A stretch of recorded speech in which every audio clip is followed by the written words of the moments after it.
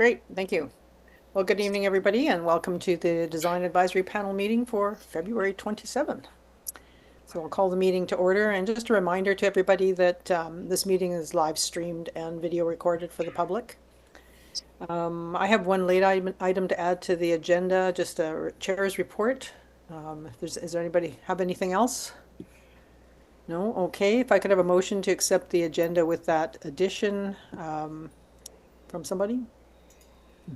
Jonathan, seconder. Alex, great. And all in favor? Okay. But Marta, if we could get Marta and Hillary, your pictures up on screen, that would help, so I can see what you're voting to. I can't see you back there. Great. So yeah, I just wanted to add a chair's report, as they call it, just to introduce our new member on our panel. We have a new member at large this evening joining us, and this is Alex Messina. Alex is a recent graduate from 2003 from the VIU's Master Community Planning Program, and he's currently working with a real estate development firm. So welcome, Alex, and we're looking forward to your input on all these future developments. So thanks. Yeah, thank you. Happy to be here. Great. Okay. So we have some minutes to approve as well. For those of you who attended last time, it's February 13th meeting. Any additions or changes to those minutes?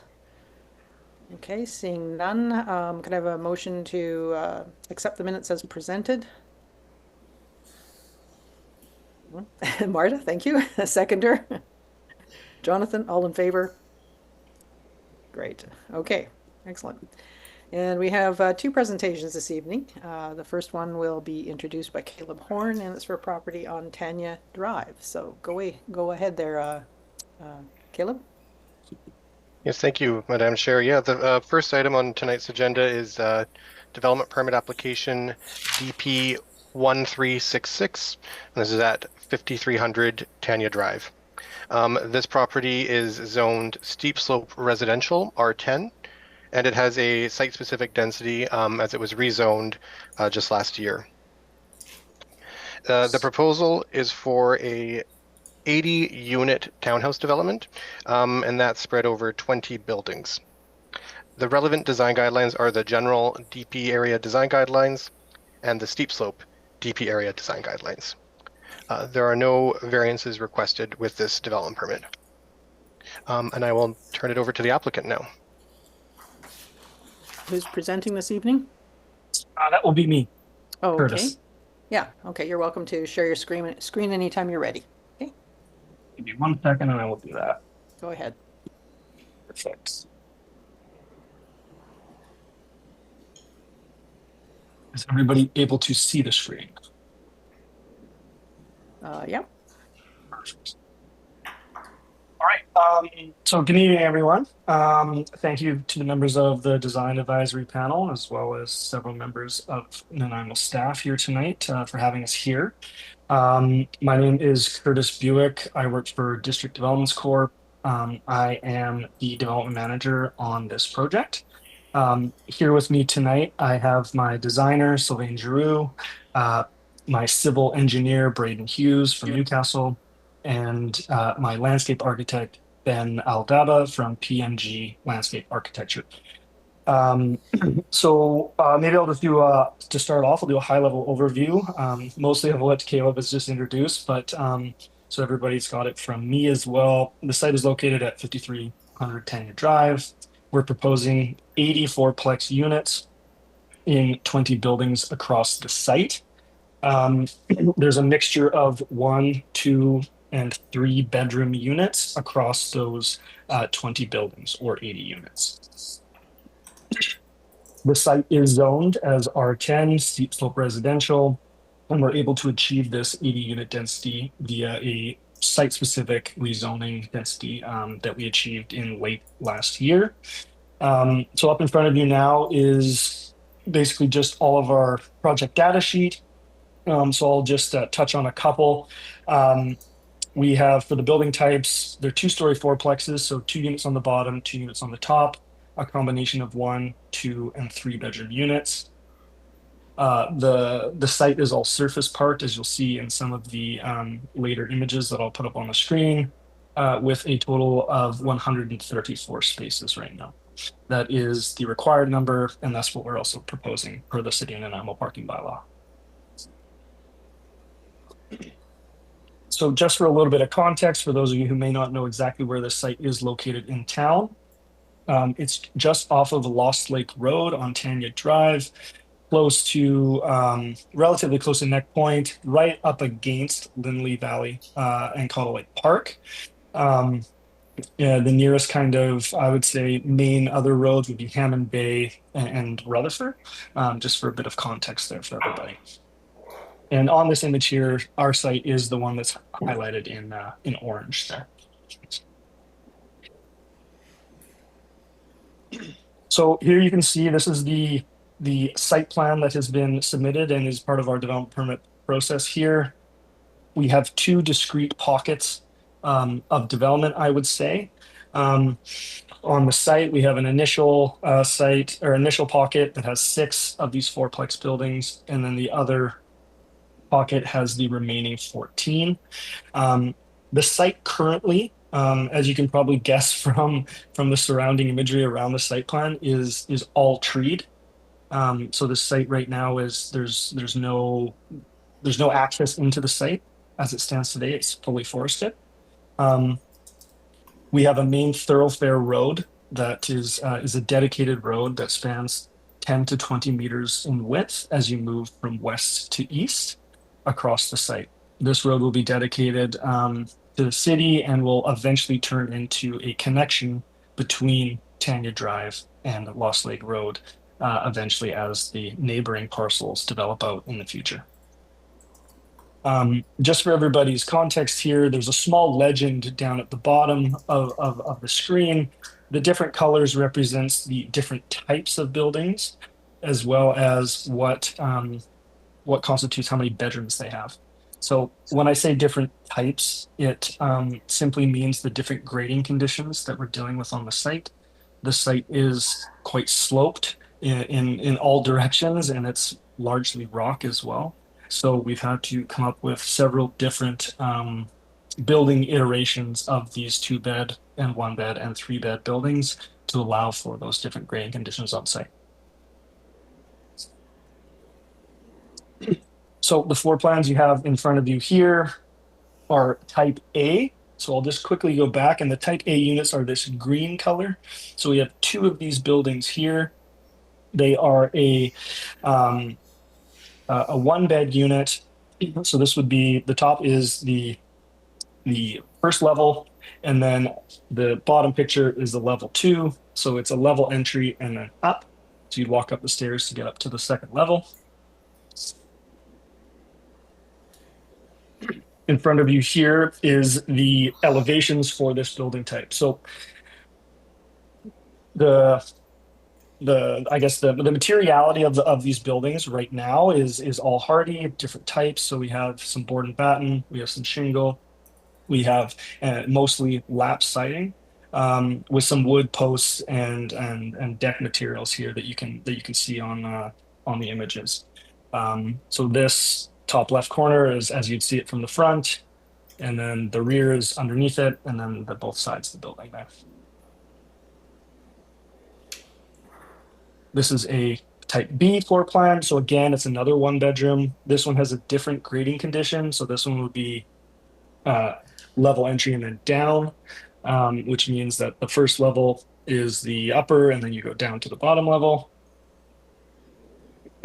So again, similar floor plan to the last one, and similar building materials and styles. So again, this is where the top left image is coming off of where you'd enter from the parking or the street level, and then you'd have to go down the staircase here down to get into that bottom unit on either side of the building. This is type C, which is the third of the 6. So this is again our third type of 1-bedroom unit, a different condition as well, fitting into the site. So it's largely following the different grading conditions that we're experiencing across the different areas of the site. Here we have similar elevations, so still using those same types of materials, just different colors in this instance. So this will be the front, and you're gonna level entry on the bottom, and then you'd walk up the stairs to get up to the exterior, the rear units. A little bit different than the last one, but fairly similar. As we move now, we're moving into the 2-bed units. So this is type D. This is a level entry and walk up of the type Ds. So level entry meaning off the parking level into the bottom level, walk up the stairs to get into the second level above. A little bit bigger building footprint, but keeping the same materiality, some different colors playing. So the center color is a bit different than the rest of the building, but still using that board and batten, lap siding, and shingle material variation across the building surface there. This is our type E. Again, fairly straightforward, moving through these different building types. This one is level entry down to get into a different grading condition, but with a 2-bed.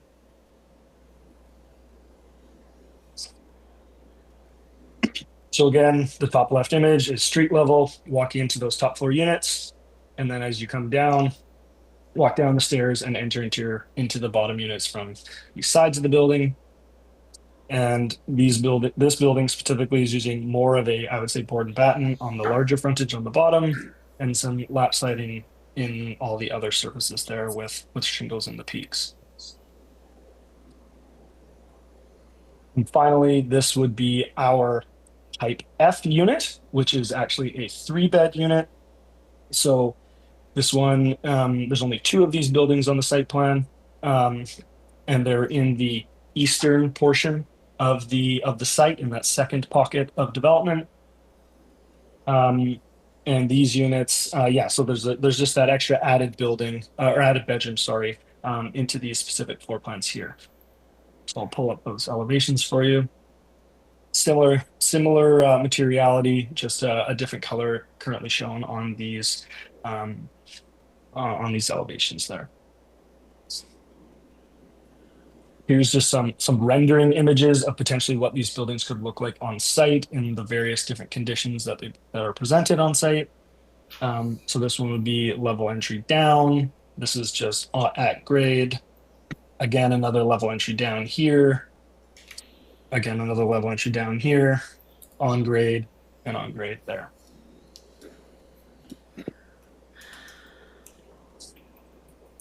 So maybe I'll just run through just quickly kind of our current material palette that we're working with to give you guys a general sense of what's going on. So our roofing material, asphalt shingles. We're proposing vinyl windows, fiberglass entry doors. We have fir posts on all the decks. So anytime there's a covered patio or a deck, those will be wood treated posts, aluminum soffits, as well as gutters. That bottom row of colors and panels are our proposed color palette, and that's for all the various styles of the cement fiber siding, whether that's for all the lap siding, I should say, sorry. And then the board and batten, which is the more vertical version of the cement, fiber cement siding is shown here. And then similarly right beside it is the fiber cement shakes as well, which is largely located in the peaks of the buildings.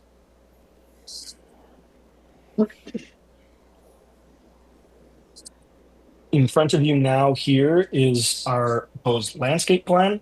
So this plan specifically illustrates a couple of things, and I thought it was important to show this for you guys to give you guys a bit of a context here. So given that the site is fully treed right now, our design intent when putting together this development permit and this project was we wanted to retain as much of the natural forest as we possibly could on site.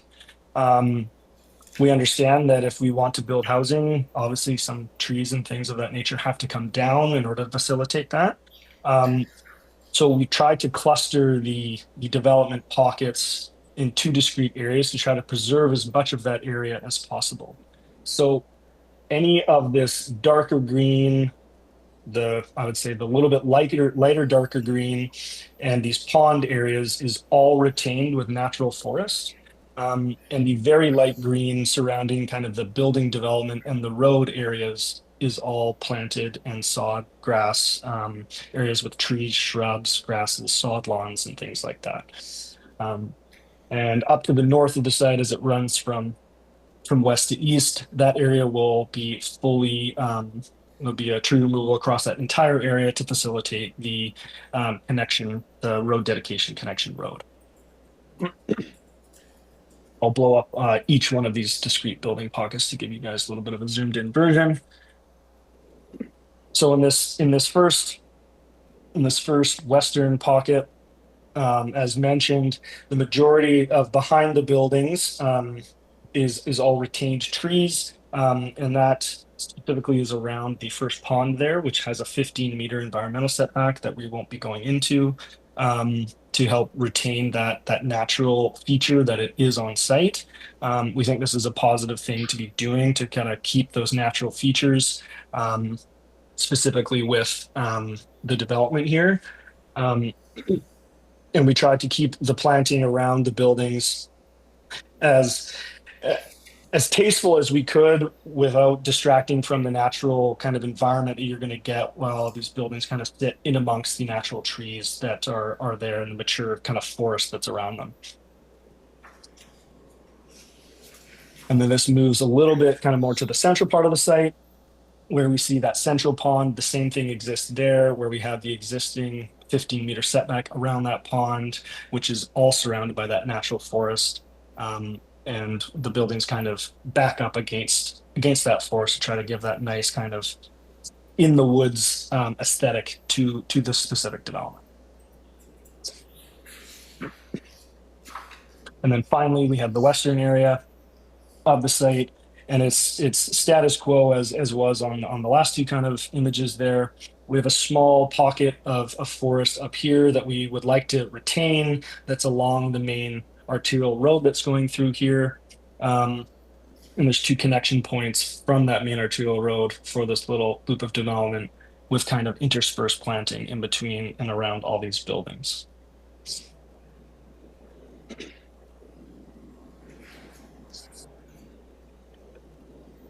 So the intent with our planting is to try to keep as much of a natural environment as possible. We think that keeping this development as natural feeling as possible was really important to us. So our proposed kind of planting plan hopefully reflects that. We're trying to use a lot of natural and native plants in our ground cover, as well as some trees, to try to make it feel like you're in amongst the forest here. That was the design intent from a landscaping perspective, but I guess also from the building design and color palette, we wanted to keep those natural kind of muted earth tones to try to make it feel a little bit more like you're in nature.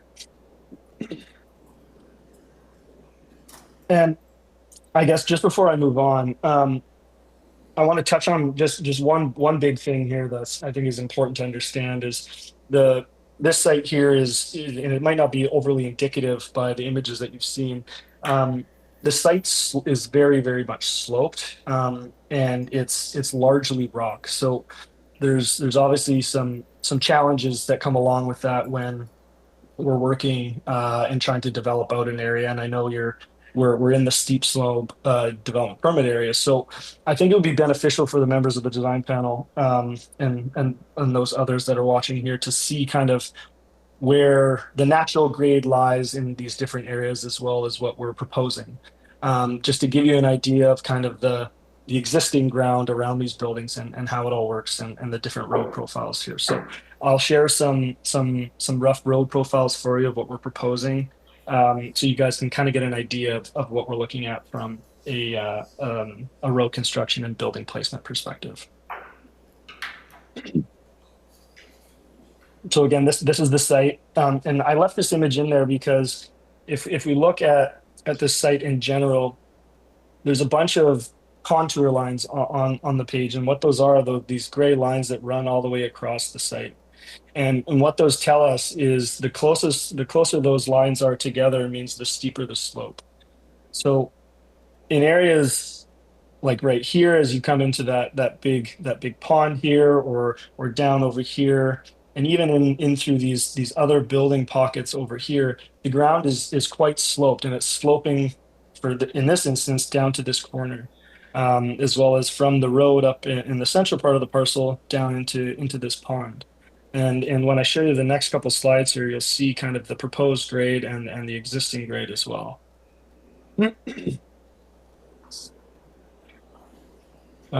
So maybe just before I get into those ones, this is a good visual for you guys to try to help you understand. So the different colors in here represents the different slopes that are seen on the site. So I call it the cyan color, the blue color, that's a 0 to 10% slope. The green color is 10 to 20% slope. The yellowy color there is 20 to 30, and then the pink color is terrain that's sloped at 30% or greater. So areas like in here, all this area, we're sitting anywhere from 20 to 30% slope is where these buildings are going to be sitting. In around here, it's a little flatter in some spots, but again, we're dealing with quite a sloped site and where these buildings are sitting. So the next set of images here are just going to give you a bit of an idea of what I was talking about before, that road terrain, and kind of where we're sitting in terms of where the road sits, proposed and existing. So this is when you enter the site. So this is the entrance down here off of Tanya Drive. This faint gray line that moves up and down the site here, that's the existing ground. So all this area in here is all rock. So our proposal is to bring in the road at a slope and come up and try to find that middle balance point between the different peaks and valleys of this rock outcropping as we kind of move from west a little bit east here into the site. And you'll see as over on the second grid space, the road is underneath that, so we're removing this material, but then it dips, so we're going to have to be filling in this material. So it's a fine balance of trying to make this work. And this is as we move more to the western portion of the site along that main connection road. Again, the darker line is our proposed ground, and that faint gray one that kind of goes up and down through our proposed grade is the existing ground profile. So it starts to fall away as we get toward the west, or toward the east, sorry, my apologies. And this is the final section of the road. And you can see our proposed road profile largely follows the existing ground, but we're keeping ourselves above it to maintain an adequate road grade and facilitate an easy connection for the next developer that's going to have to develop out their parcel. But the existing ground is just below what we're proposing. This image here shows the first development pocket road. So we come in from this entry point here, we slope up just a bit, but the ground, as you can see, starts to go down, down, down, down, and then it starts to peak back up right around where it says Road B here. And then again, it falls away into the steeper corner down here where that bottom building is. So we're kind of coming up and down, and where these buildings are sitting varies from being high to low, and then high to low again along that slope. This is the second development pocket, so it's not as bad, but it's still not not the best in terms of the grading. So we come in from this western entrance, and as we move down through, we try to stay above and make that fine balance, but largely the existing ground is kind of peaking and valleying as we kind of move from, I'll say, left to right through that road. With the units of more of a concern would be the ones on this western or this eastern side, and a couple of these units on the internal sloping here as well are being more affected by the grade. That is all I have for you guys. I'm happy for myself or my team to answer any questions you guys might have regarding the project here. Did you want to discuss the landscape plan or? Oh, yeah. No problem. me pull that up for you. Apologies. So this plan here is, maybe I'll zoom it in just so you guys can see a bit more. Yeah, so this specific plan, so in the different development areas here, so this light green in here is all sodded lawn. We've incorporated Deborah maples, some cypress, Chinese Coosa dogwoods, purple ash, Siberian spruce, and Arnold Sentinel pines for all the different tree species that you can see throughout the site here. So, for example, these trees, where are we here? These trees here, these larger ones here are going to be your Deborah maples, and these smaller guys down here would be your Burns Siberian spruces. So we're trying to keep as many trees as possible without kind of overwhelming the site in the general kind of development areas. Given that we are taking out a considerable amount of trees as well to facilitate this development side, this development, as well as the road. And then in here, in the different development pockets, we're proposing various kind of shrubs, grasses, some perennials, and several ground covers. So we have a lot of salal, we have honeysuckle, Japanese spurge, and western sword fern for ground cover species. For some perennials, we have English lavender. For our grasses, which are kind of in some of these smaller planting beds and things in around here, we're going to be having, pardon me, silver variegated sedge, zebra grass, and dwarf fountain grasses. And our shrub palette, which are largely along the sides of the buildings and in these smaller kind of planting areas here that you can see across the site. Back in here, we're going to be looking at little leaf box, red flowering currant, rhododendron, kills yew, and dwarf viburnum. So for the most part, we're not trying to overwhelm the landscaping in and around the buildings, given that we are sitting in basically inside of a forest here. We're trying to make it feel as natural as possible without going too overboard with the planting and not making it feel a little bit too cluttered. So we thought a more tasteful approach and selective landscaping in and around the buildings was a nice fit in order to make the development feel a bit more natural. And I guess I'll just touch on this little area. We have a nice little sitting area and kind of seating area off of the main road that can be used by the residents of the development, but anybody that is walking along this future public road as well can sit in here with some of the picnic benches and things that we're going to be providing in there. Maybe just as I have this up here, there is connections from each one of these development pockets to the other one.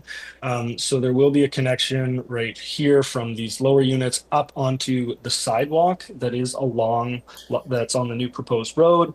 That'll be able to get pedestrian traffic from this development area, or these units can walk up onto the sidewalk up here that can connect. And the same is true for the other side. All of these units will have the ability to walk up and get onto the main sidewalk here and walk in between this development or this pocket and the other one, and perhaps into the Lindley Valley Park and surrounding neighborhood as well.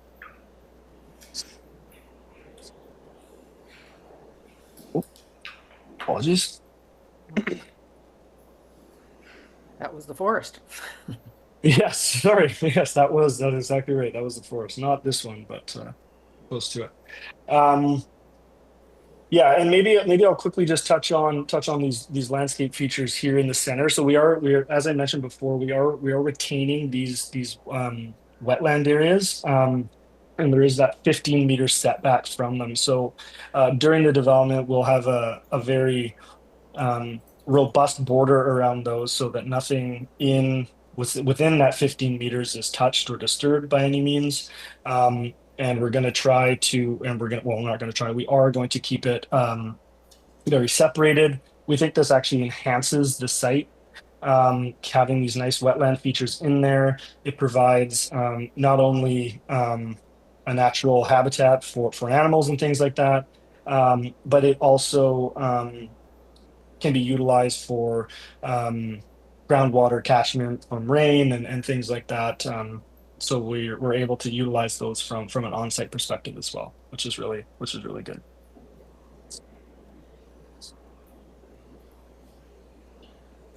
Okay, is that it? Yeah, sure. Yep. Before I let the panel give their feedback, I just wanted to ask you a question, if you could clarify something. I've sat on this course. panel for about 5 years, and I haven't seen a development, like a townhouse development like this, a cluster of buildings, etc., that don't include garages, where all the parking is surface parking. I'm just wondering if you could elaborate on your rationale for not designing buildings with garages or carports or something like that. So yeah, totally. So I think for the most part, given the general topography of the site, there would be limited buildings to where we could actually facilitate having a garage in these buildings. And those buildings themselves would only be buildings that would be on the high side here.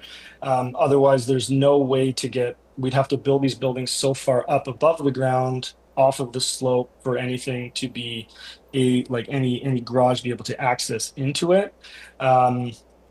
Into the actual building themselves. And I think there's an other component to this is project economics, in terms of building a garage, another story on these buildings to allow for a garage. And I guess maybe a third point is underneath these buildings, you wouldn't be able to fit, let's say, 4 cars in there, right? So there's only 2 cars. How are we delineating who gets to use the garage, who doesn't? There's 4 people, 4 residents in this building. So it's a bit of it's a tough thing to delineate who gets what and how it works. A bit of project economics and just the general constraints on the site itself, being able to actually facilitate building all these buildings with garages. Okay, well, I'll let our panel take it from there. If you can stop sharing your screen then, thank you. No problem. Yeah, okay. Maybe Marta, you'd like to begin? Hi. Hi there. I'd like to thank you very much for presenting this project. It's a very interesting project in the sense that the land is forested, and due to its proximity to Lindley Valley, which is a portion of Lindley Valley that's been, from my understanding, fairly newly acquired by the city. And there's a huge trail network that connects right at the end of Tanya Road, which is not very far from where our site is. And so I thought it was very interesting that maybe there would be a trail network through the site that could connect to Tanya, because I see a lot of people jogging along Tanya to get to Lindley. So that's an opportunity. I really appreciate how the FAR was 0.19 instead of the permitted 0.55. I think that's smart. I think the quadruplex idea on this particular site is solid, because 80 units are now going to be able to enjoy a forest and this connection to Lindley Valley, which is wonderful. So I think the people that are going to live there, and a good mix of people, because you have single unit housing, is single bedroom and 2-bedroom and 3-bedroom housing. So that's a good variety of people that are going to be taking advantage of the space. I really liked that there wasn't any garages. It feels more rural to me. It feels a lot more people-centric in that way. A lot of building facades are dominated by parking garage doors, and so it's nice to get a change of pace from that, especially in a forested kind of cottagey looking area.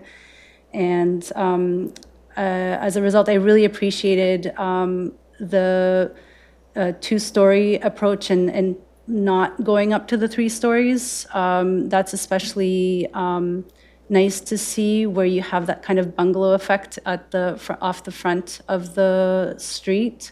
It just makes it seem really cozy and makes it for a nice neighborhood.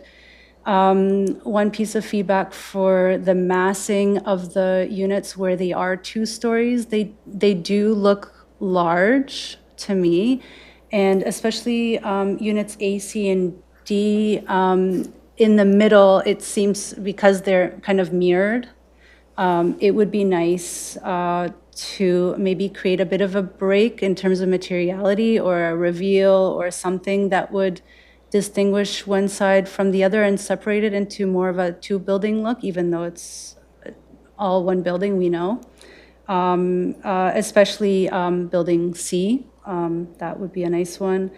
Units D, E, and F, this is a forested area. It's fairly private. Those particular units, in my mind, when I was looking at the plans, could benefit from some more windows, or larger windows in some cases. So if you could please review those plans. I really appreciate the site coverage. 14% on that site is wonderful. I like the preservation of a lot of the forest. My understanding was that as part of the rezoning, we needed, or the site needed, to put in a road along the north edge of it. So the north portion of this site, I was there last night and this morning just to kind of make sure I was seeing what I was seeing. There's a bit of a outcropping, and it's very steep, like you noted, and very challenging to build on.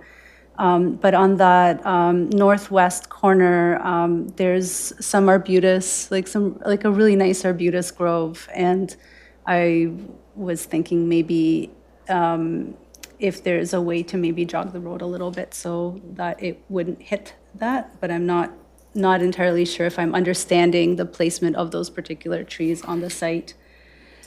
I appreciate the color palette you used. I think it's fits in with the forest. I really was thinking to go further with the wood post and maybe add a little bit more wood. I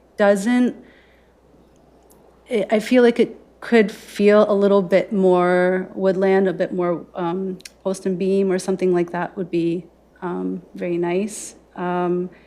Just in terms of massing, another way to break it up, at the peaks, you're showing shingles, which tend to match the cladding color instead of the roof. Just from my take on it, it would seem that there would be some benefit to match the color of that peak to the roof to make the massing of the bottom floor thinner, so smaller. And and then just maybe the landscape architect can comment on the sod, but we have a backyard sod garden, and the grass doesn't grow in the acidic soil, so just maybe somebody can comment on that. But again, I really, really appreciate what you guys have done. The mix is great. A trail, again, if you could run a trail through there somewhere to connect to Tanya, that would be wonderful. That's all from me. Thank you. Thank you. Great, thanks for that, Marta. Jonathan, would you like to go ahead? Yeah, I can go ahead. I just have a question. Maybe this is for Curtis. I the kind of ownership structure. I'm so like, sorry, is could I add there- one more thing? Yeah, go ahead. I'm so sorry.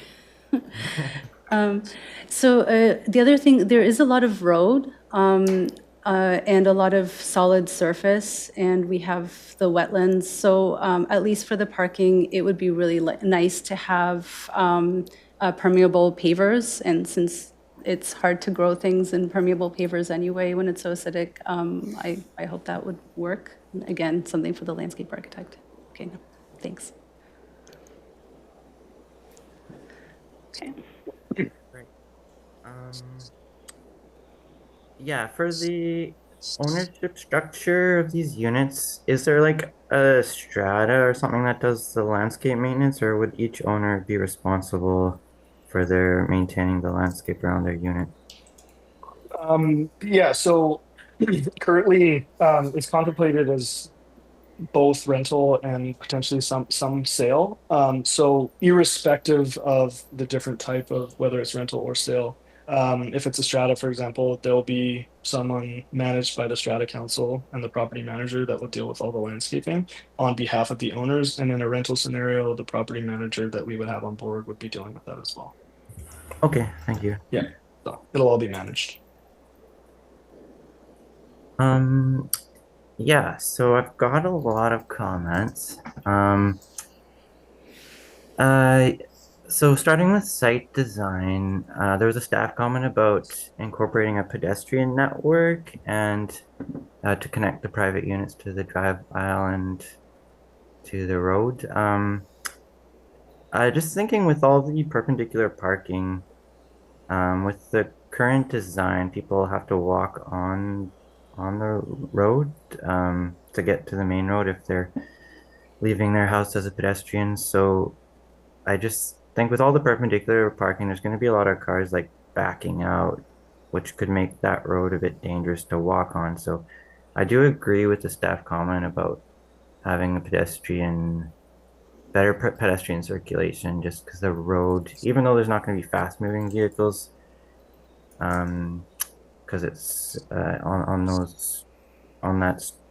lane connecting to all the buildings. I just think with all like the cars kind of backing out, could be dangerous for pedestrians to be walking there.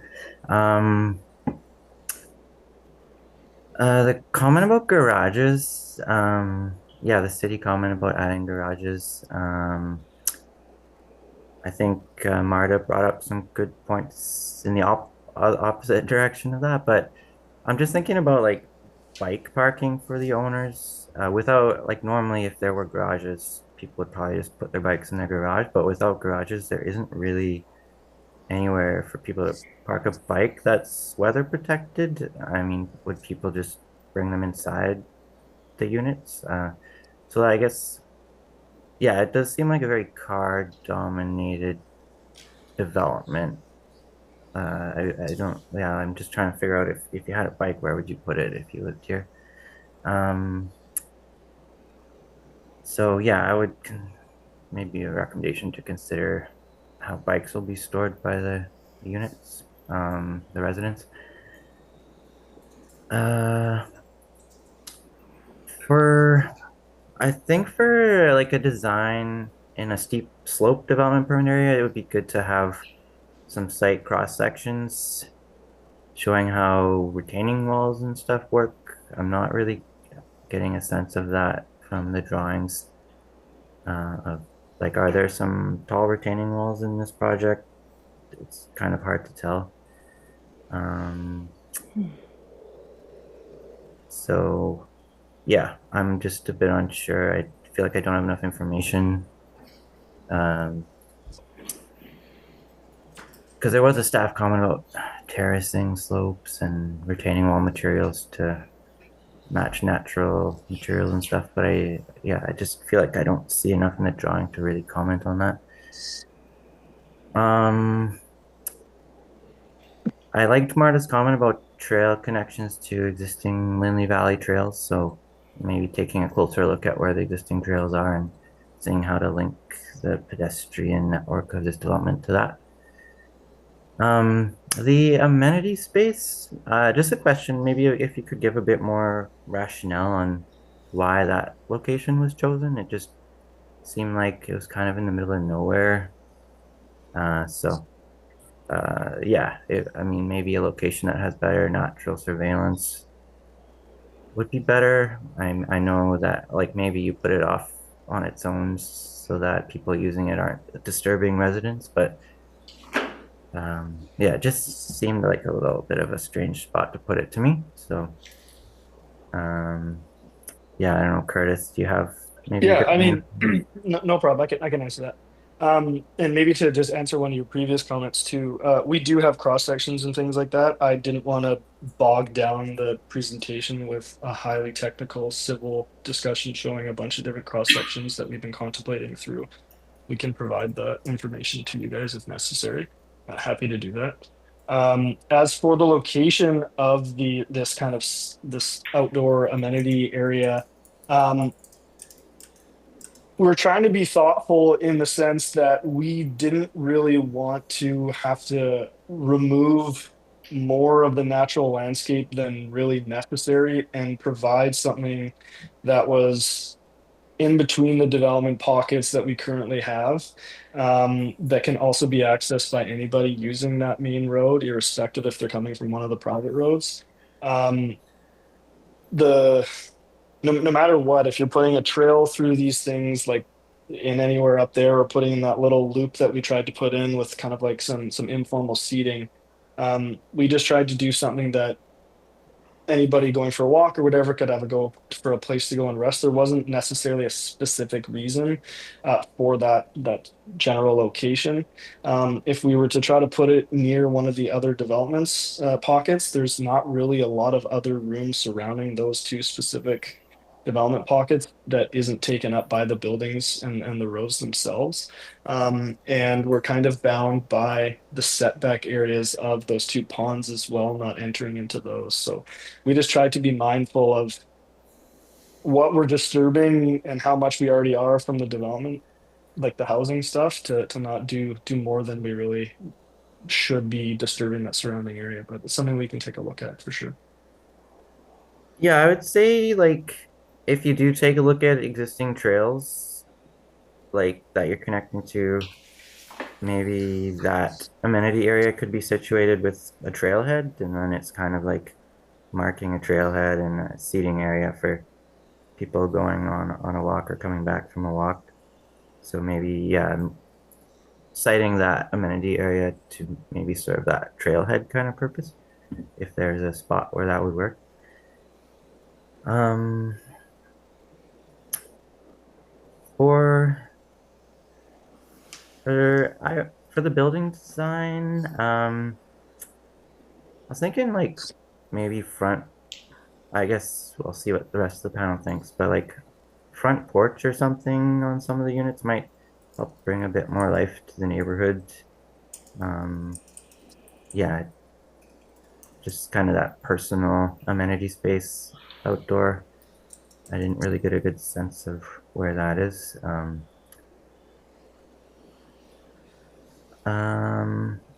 and there was a staff comment about greater variation in materials and colors for the building. I kind of agree with that. It does seem a bit bland to me. I'm not a building architect, so I'll say I leave most of. I probably won't say much about the buildings, but just kind of my first impression was it seemed a bit uninspired, the building design. But I don't know if there's a way to make it more interesting. And then incorporating some more natural materials, wood or stone. That's part of the staff comment, I think would be good. And since you're in such a surrounded by so many natural features on this property, um, the landscape design, uh, yeah, I've got a lot to say about that. I guess like in the design rationale, it's talking about like ecological systems and native natural like yeah native forests, but I'm not really seeing that in the landscape plan. I was kind of confused when I first looked at it. So like there's I just in the plant palette I don't see a lot of native species. There's a few, but I don't know, maybe the landscape architect just wasn't that familiar with mid Vancouver Island like ecosystems, but a lot of the plants don't seem native to me. And yeah, since you're so close to like an existing forest, I think this is a development where using more native species would be important, especially since you're right up against a natural forest. Um, there was a staff comment about transition between the formal lawns and the existing forested areas. Is there's maybe a question for Curtis? Is there like perimeter fencing or like backyard fencing? I think there was a wood fence detail in the drawing package, but I didn't really get a sense of where that fence is. Can you maybe give a bit more detail on that? Yeah, so typically on a development like this, it's situational or project by project basis because um these are all if they're all rental or for sale for that nature, the outside space if in a for sale scenario, it's all common property. So fencing out these backyards and separating them all out. We typically don't put that detail in. The detail that was shown is a typical wood fence detail in the event like if a fence was needed. Up against the forest, like we wouldn't be putting something typically right up against the forest at the edge of the sod. We wanted to try to keep as best of a flow into the existing forest that's there. But it's something we can take a look at if that's Uh, a comment yeah, I was from you just guys. wondering because yeah, I was just trying to get a sense of the transition from the sod lawn to the forest. Is there a fence between that, or is it, or maybe in some cases there's a retaining wall And there? I Um, just, Go sorry to ahead, Ben. interrupt, but I just want to add that we do propose some privacy panels between units. That's where that fence detail that you see there in our details. So there's to separate the backyards and provide a little bit of privacy between the patios. There's a wood privacy panel there between the units. Okay, That's what that detail is. thank you for Um, that. Sorry, so like is your question really is how the transition is going from the sod into the forest? Am I understanding that correctly? Yeah, like is there sod going right up against the forest? Is there a retaining wall separating them? Is there a fence separating them? That's kind of what the Yeah, question. right now there's no contemplated fence or retaining wall in these Okay, areas. We've been able to slope. We want to just kind of slope the land out and not have to put in and disturb further to implement a retaining wall or okay, otherwise. yeah. Um, so yeah, I guess my comment on that would be like there's a lot of straight lines and like angular corners with where the sod ends. And since you're butting up against the natural forest, I think you should maybe curve that, smooth that out a bit. Um, it's just kind of weird having those sharp angles next to a natural forest. Like a transition from the plants. So maybe at the edge of the sod, there should be like some rows of native shrubs or ground cover or something just to feather that out a bit. Um, and so for the trees, yeah, most of the trees are not native, which is probably, I mean, it's good. It's okay to have some ornamental trees along the street and everything, but I think the trees closer to the forest edge, look at using some more native species there. Um, the that Norway maple, I think you should consider switching that to a different tree species, especially since you're so close to a native forest. Norway maples have, that's the Deborah maple. They have invasive tendencies. Uh, they're pretty well known for crowding out native species. They have create a dense shade that prevents native understory species from growing. They have roots close to the surface, which might interfere with your paving. So I would say do not plant that species so close to a native forest. The boulder design seems a bit strange to me. It seems like there's just some boulders kind of randomly scattered throughout the sod, and typically you wouldn't put boulders in sod because it's a bit of a maintenance issue, difficult to mow around. So you end up having like tall grass kind of against the edge of the boulder that the mower can't get to, and it looks kind of ugly. So I would say boulders should be in shrub beds rather than the sod to avoid that. And there's a lot of single boulders, which is a bit odd too. Like typically you want the boulders to mimic more of a natural appearance, so clustering them in groups rather than having single individual boulders would look a lot better.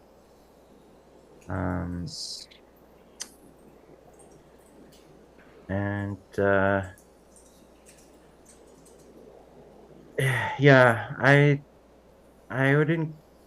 encourage like the landscape architect to maybe stick around for the next presentation on the agenda, because I think the plant palette there is more appropriate for like a native species selection for this region. Yeah, so like I'm a bit confused by some of the seeding hatch. There's a wildflower seed mix that's in the whole wetland area and a lot of the native forest.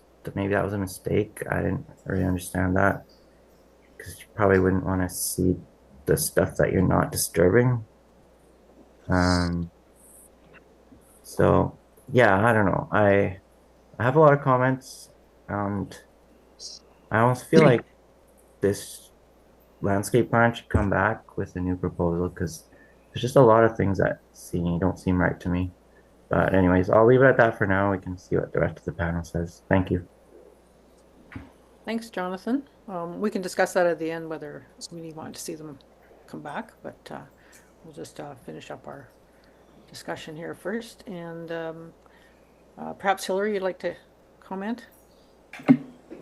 Sure, thank you. Yeah, thank you to the presenters for bringing us forward, and to the panel for the really thorough comments so far. I did think that the color palette did read a bit drab to me, and a bit dark. And to the comment about that Marta made about potentially like two colors on a shared building, I thought that was an interesting comment. I also like the idea of more like actual wood, maybe in the pillars. I think that could be a good way of sort of making it blend more with the forest aspect.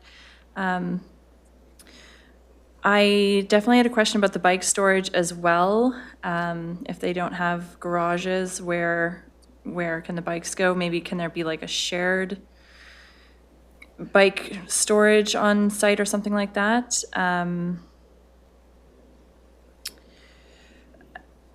As far as protecting that wetland area, because you have come up right against that 15-meter setback, I do wonder about, how that area will be protected and whether you can prevent any kind of encroachment into that area. Like if people have dogs or, want to go wandering into that area, like I think the point of those setbacks is that those areas need to be protected as much as possible. So some sort of separation between the turf or the sod and encroaching into that wetland area is something that I do have concerns about. And and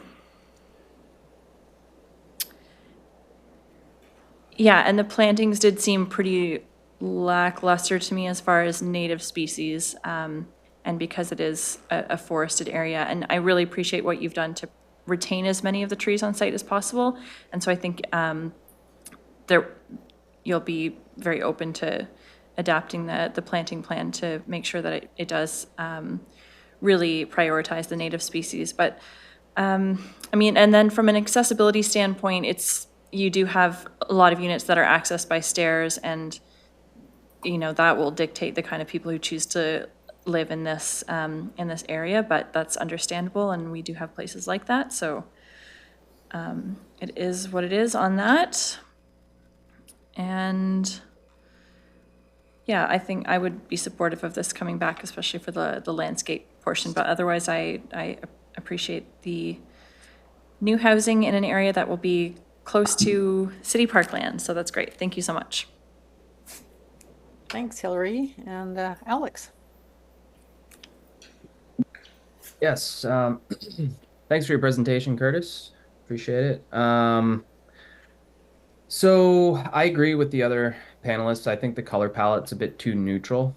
You can, maybe some muted pastel colors to add a little bit of more of a dynamic look might be nice. I also agree with what the panel's been saying so far about the native species and maybe having more of an emphasis on bringing in native species, because you're not close to the forest, you're in the forest.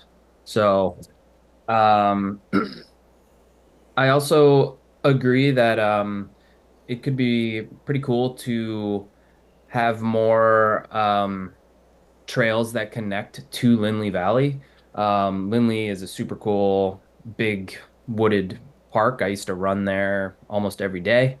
And there's a lot of potential there to connect directly to Lindley, or maybe not directly, but so that could be interesting. I'm curious about storage for each unit. I didn't really see any storage areas in these units, and storage is important, especially if you don't have a garage or basement. And then really the biggest concern I have is the road on the north portion that connects both of these different areas together. I know it is undulating, but it's a straight shot. So I'm concerned people are just going to rip through there. So if there's any way to reduce speed, maybe by adding speed humps, I think that would maybe be a smart thing to do. If you are familiar with, I think it's Lost Lake Road, they added some speed bumps there about a year ago just to slow traffic down, and it's pretty effective.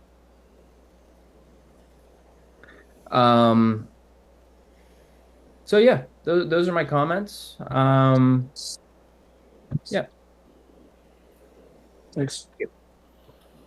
Great. Thanks, Alex. Okay.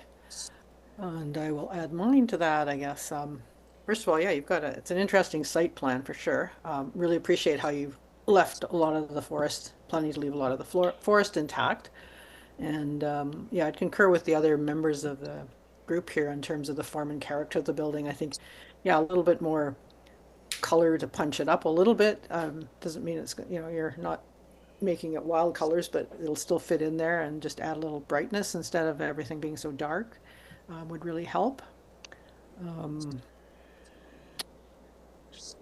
And I appreciate the fourplex design as well, the separate units, because I think it gives each of your units more light compared to, say, a townhouse where they're all connected, because the middle units and townhouse units never have any light, and that's going to be dark with the forest around it. I was also wondering too why you've chosen a lot of smaller units, so I guess you'll get a lot of more single people there. Generally, housing up there has been catering to the families, so there's probably, with only three bedrooms there. There's not likely to be too many children up in that area, and I notice you don't have a play area or anything. I guess it's going to be natural play area. And speaking of amenity areas, I'd concur with Jonathan. I couldn't figure out why you have your amenity area down there, why it needs to be shared with everybody on the road. If anything, you want to create a bit of a sense of conviviality on the site. Even if there's a small area where people can meet with some benches in around each of those, you've got the two sections, Instead, you've sort of put one unit which they all have to travel to, and if they were going to have a picnic, they've all got to carry their stuff down there and sit by the road. It doesn't make a whole lot of sense to me. A little amenity area for each of those 2 blocks of buildings, closer to the buildings, might be better used. So people can have a place where they can bring their food out from the house and share it with friends, or sit and talk and, have a drink or smoke a cigarette or whatever they do, right? So yeah, I really like to see that amenity area considered in another location.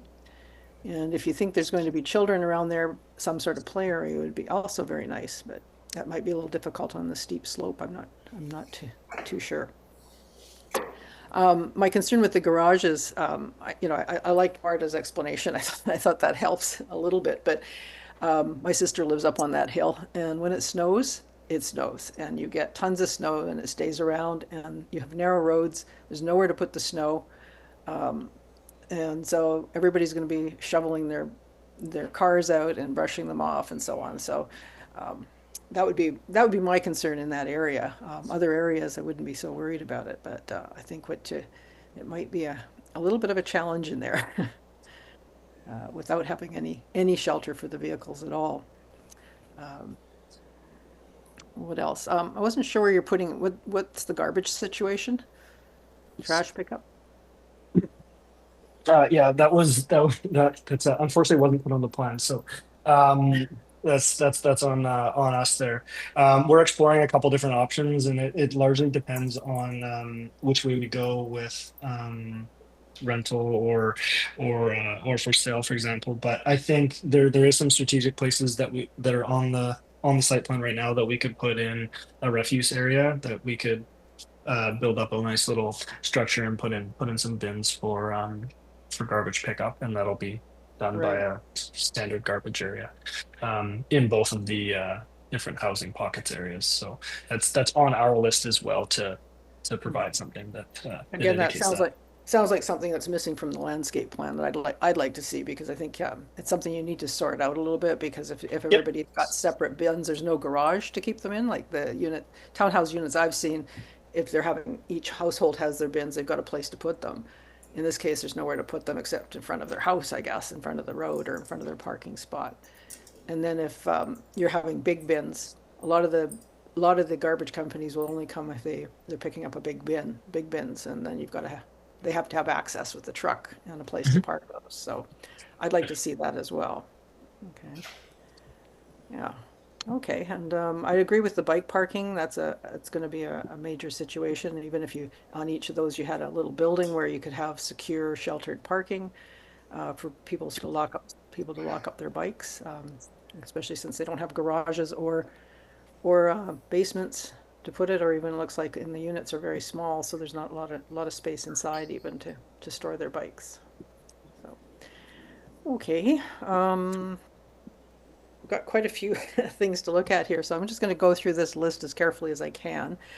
I think I'm also, maybe we'll leave the landscape things off, other than to come back with the landscape plan, come back to the panel with that, and that might resolve some of those, because a lot of these relate to that. And that we could reduce our list here a little bit, but for now, we have consider ways to connect the development to Tanya Drive. Lindley Valley Trail entrance, which is also part of the landscape plan, I guess. Consider material changes on the building to help reduce the mass of the building. Now, Marta, you mentioned which buildings, and I can't remember which ones. There was 2 buildings you said that were quite large, had quite large mass. Yes, that would be A, C, and D. And there was some effort made with A and D where they jagged it a little bit, the 2 buildings, zagged. Maybe a little bit more. I think they're just offset by about a foot. You could use a little bit more. And just, I don't mind the darker palette, but maybe a pop of color somewhere with something else. I maybe like a light beige wouldn't go well here because it is forested, and the darker colors do kind of suit it, but some pops of color somewhere just to give it some distinction, and some wood would be nice. Yeah, I've got a few comments from everybody on the color, so I'll try and narrow it down to like we don't have to be too specific, but that they consider all these different options. Consider larger windows on building D, E, and F. Is that correct as well, Martha? That's correct, yeah. Okay.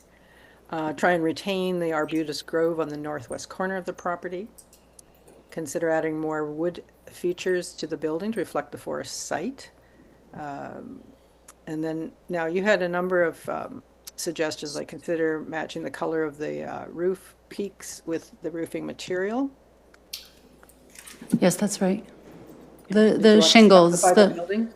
cementitious, the fiber cement shingles, the shake, to maybe match that more to the color of the roof to break apart the mass a little bit of those buildings. Yep. Okay, yeah. Roof shingle, okay, that was in the peaks that match the color of the shingles in the peaks of the building Yes, please. with the roofing shingles. Okay. Consider ways to make the transition between the lawn and the forest meet more naturally by using some low planting along the edge. That's another landscape one. I'll just divide these. Adding more natural species along the forest edge. Consider not using Norway maples. Consider the overall planting palette and focus more on native plants. Consider using permeable pavers on the parking area and road. Consider adding the boulders in more natural arrangements and not in the lawn areas. Consider adding a pedestrian network through the site and to the road. Consider adding secure weather protected bike parking. Consider a different location for the amenity space. Consider adding front porches on some of the units. Consider using stone for the retaining walls to match the natural landscape. I think that was one thing you had mentioned, Jonathan. Yeah, I think in the steep slope development permit guidelines, it suggests using natural materials or textures on retaining walls. Okay. You don't necessarily have to say stone, but Okay. it can be more broad, I guess. Stone or natural materials.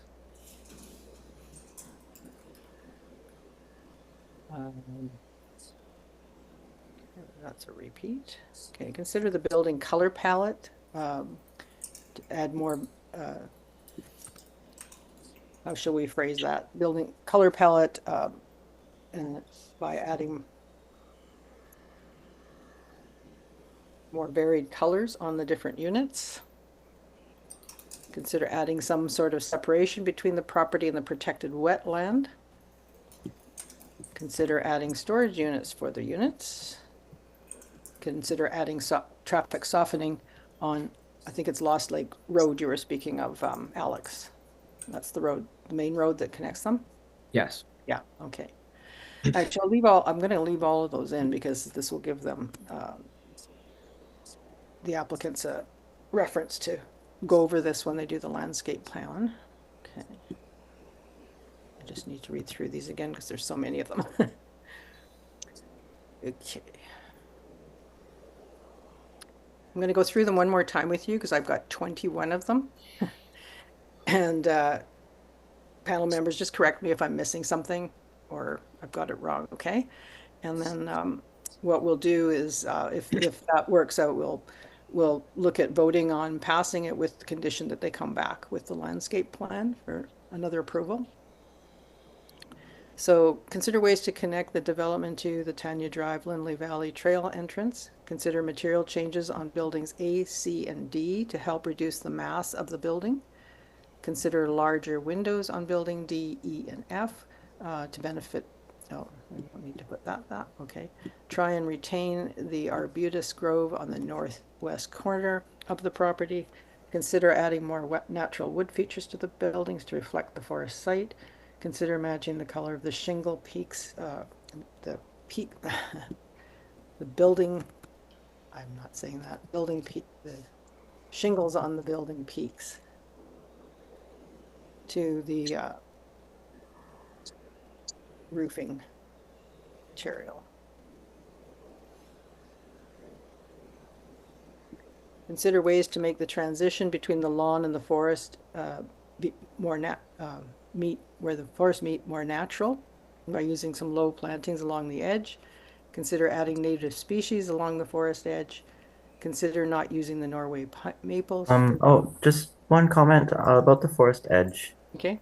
if maybe you could add something to one of those about, I'm just thinking about like the form of, like there's a lot of straight lines and angled corners. So something about like smoothing out the form or more natural form to the transition rather than just species, native species. Yeah, okay. Consider ways to make the transition between the lawn and the forest more natural. Or maybe appear more natural. Here, more natural by curving the edge and adding low plantings? Or do you want the plantings in there? Um, yeah, you could say, yeah, transition plantings. Yeah, curve the edge and add transition planting. Planting? Okay. Consider adding native species along the forest edge. Consider not using the Norway maples. Consider overall planting palette and focus more on native plants. Consider using permeable pavers on the parking area and road. Consider adding the boulders in more natural arrangements and not in the lawn areas. Consider adding a pedestrian network through the site and to the road. Consider adding secure weather protection, protected bike parking. Consider a different location for the amenity space. Consider adding front porches on some of the units. Consider using stone or natural materials for the retaining walls to match the natural landscape. Consider building a color palette by adding more varied colors on the different units. Consider adding some sort of separation between the property and the protected wetland. Consider storage for the units. Consider adding traffic softening on Lost Lake Road. So that's, I actually got 20. So is that, how does that sound? Did I miss anything? Just one point of clarification for you. Okay, just a minute. We've got some. Sorry. I think. Sorry, I didn't Marta, mean to you interrupt. say something? Yeah, I think we're just going to add garbage disposal location on the Oh, plan as well. That's right. Thank you. And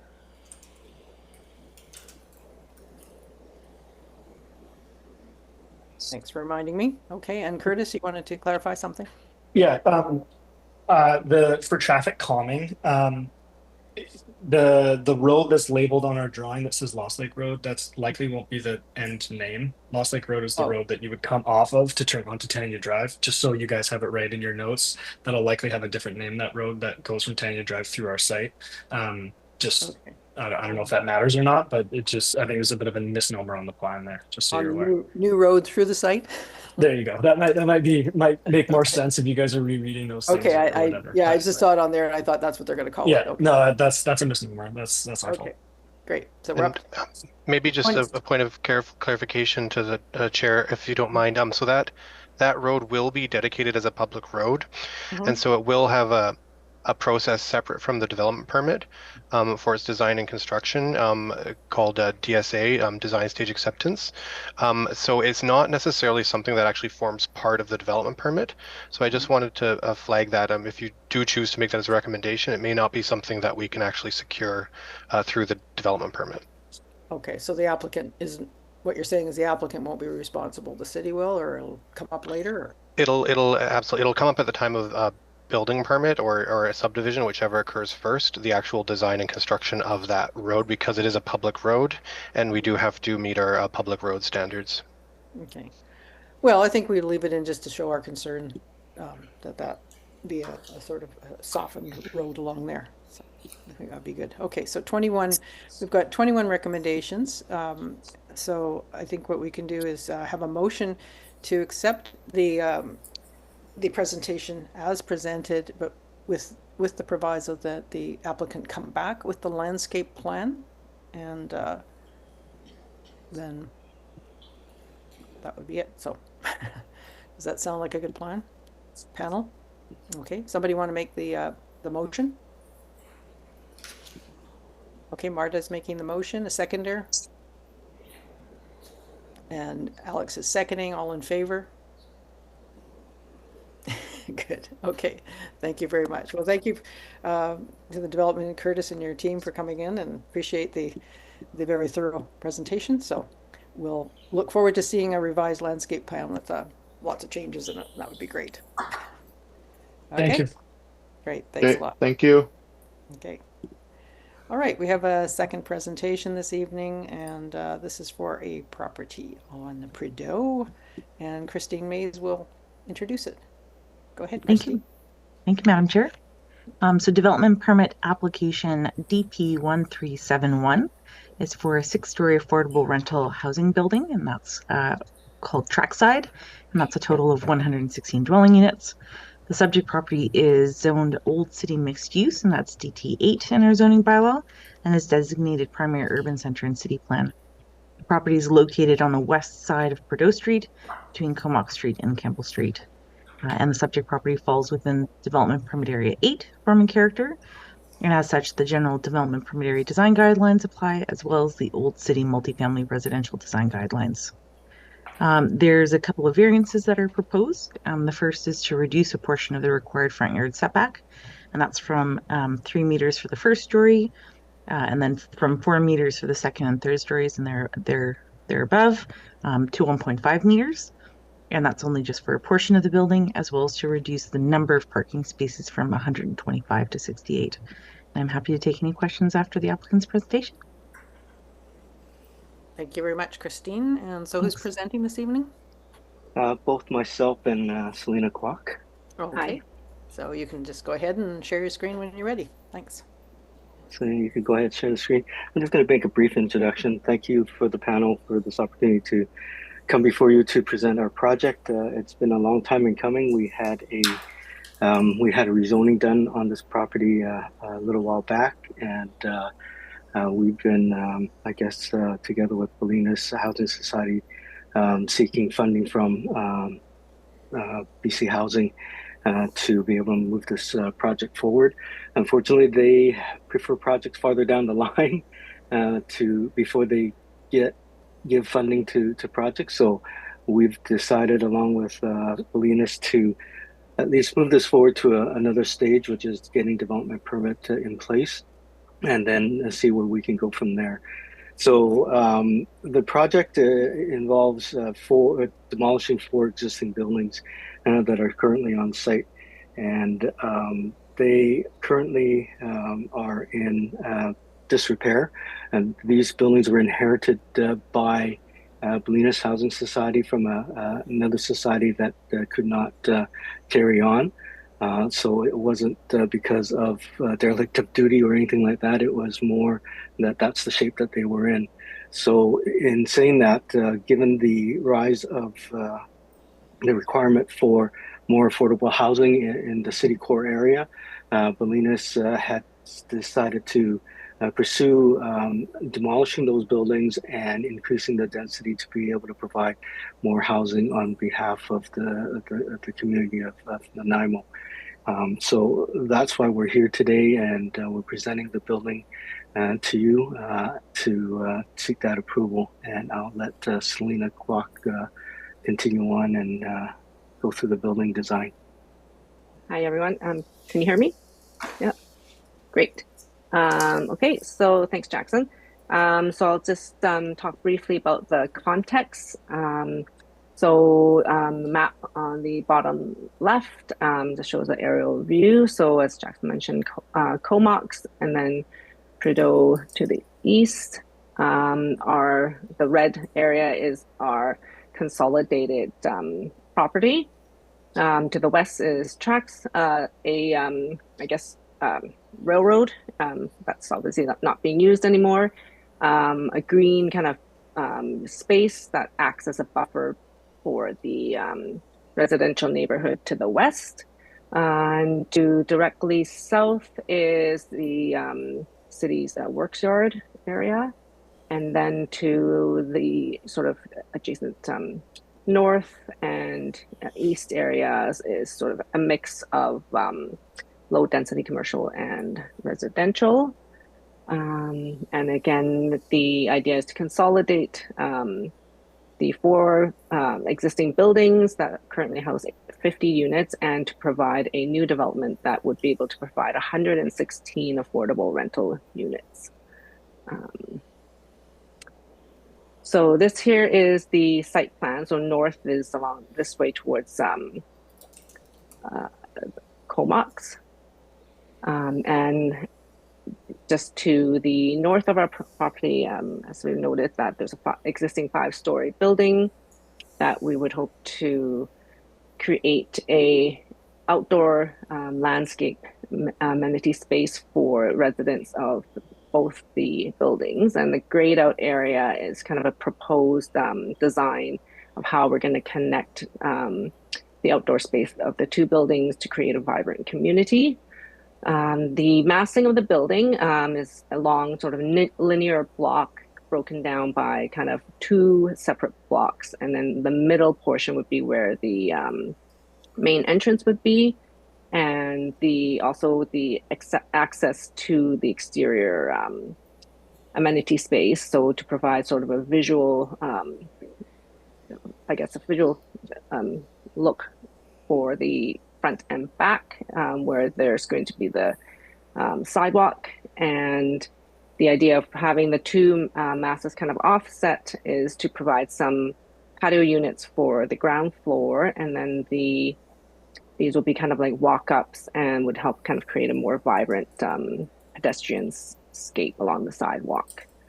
The underground parking would be provided at sort of the south end of the building. And because there's an existing right-of-way that we can't build on top of, we'll be providing an access to garbage recycling area in the back and some surface visitor parking spots. And the idea to create this sort of a compact, efficient footprint is to allow for us to get our step code 4 building, and having sort of a nice compact would help with the energy efficiency of the building, and also allow for the large space in the back for amenity. Okay. And then this is just a cross section of the building sort of in the middle. So where we can see the residential neighborhood to the left, the green sort of buffer space, existing Corlett Place on Comox, our proposed 6-story building with underground parkade, and then the sort of 2 to 3-story mixed use buildings to the east. This image has the sort of 3D massing. So as described, it's 2 sort of blocks separated by a main entry. The ground floor units is denoted by a sort of a charcoal color. This is the top right hand image is from the streetscape. So you can see the sidewalk, and then the 4 stories kind of framed by this gray mass. And then the top floor is stepped back to provide some balcony space and also to reduce the height of the building. And you can kind of see that from the entrance view, where you can see the 5 stories and then sort of the 6-story kind of steps back. And the entrance is denoted by a large sign here that can kind of signifies where the entrance is mid-block. The western part of the facade, which faces the amenity space, we've used some vertical shades to help with the overheating on the west side, and that kind of adds a sort of another texture to the massing. And then this image down here shows parkade entrance and another kind of more like a street view of the building massing. So the material palette, these are the elevations of the building. The material palette is to use a dark charcoal color on the base, and on the vertical, accentuates the vertical elements. Then the white horizontal siding kind of acts as a field color in the back with copper metal panels that punctuates and creates some variety in the facade. And we've left the top floor white to kind of create to help with the stepping back of the building. And there was a comment, I think, from staff about introducing maybe a color for the parapet. We have kind of done that for this, where the deck is, but for the roof parapet, I think having it white with the rest of the massing on the top floor kind of helps keep that design intent to as a solid would look best. I think that's probably it for me. I'll stop sharing and let Kate speak about the landscape plan. Thank you, Selena. I'm going to share my screen if that's okay. Yes, you go right ahead. Okay.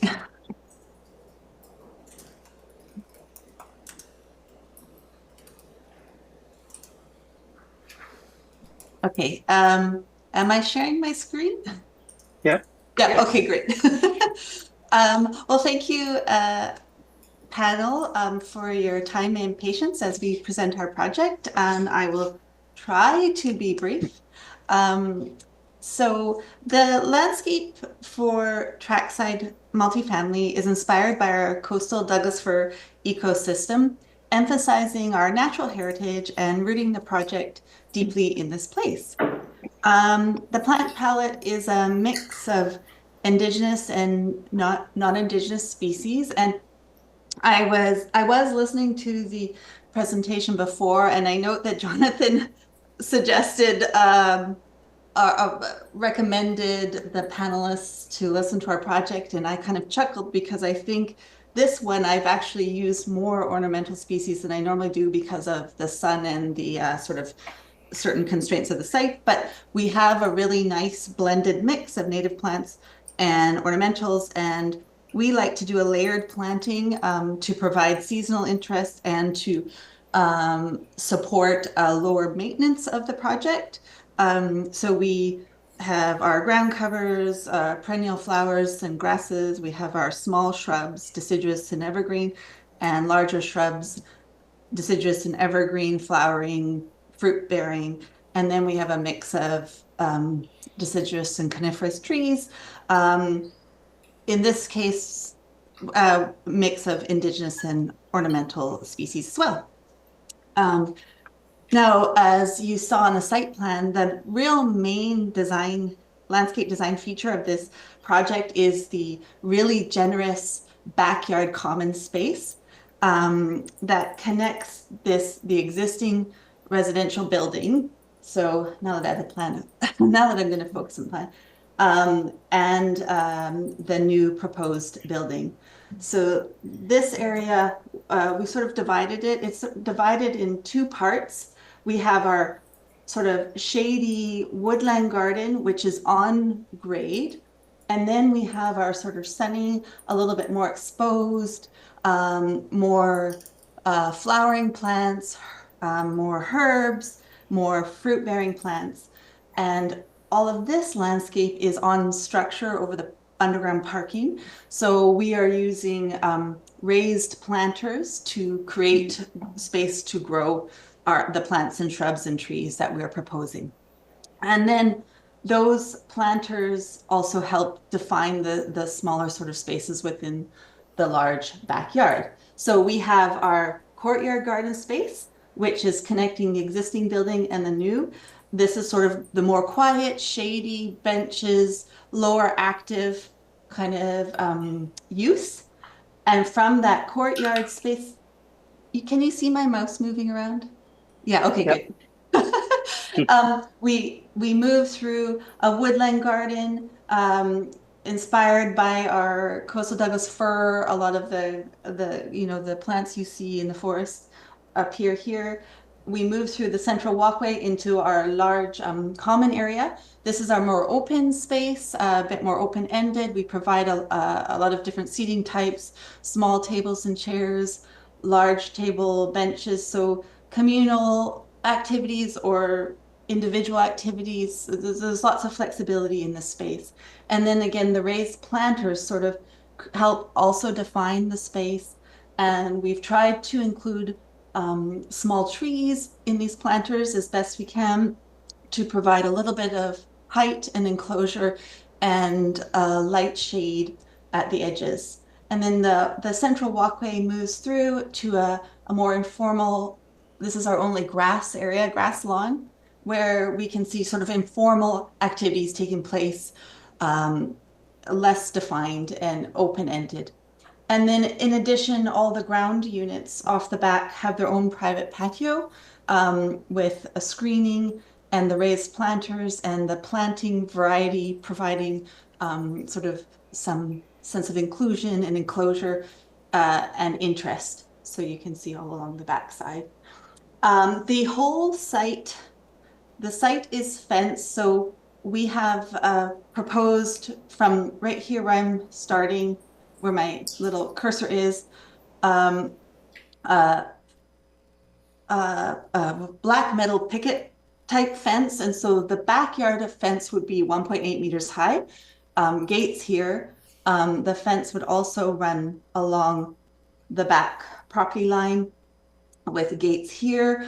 There is an adjacent, it's not showing, sort of garden space that has sort of taken over here. So we wanted to ensure we still had access and existing sort of maples and trees. And then that fence connects here with a gate.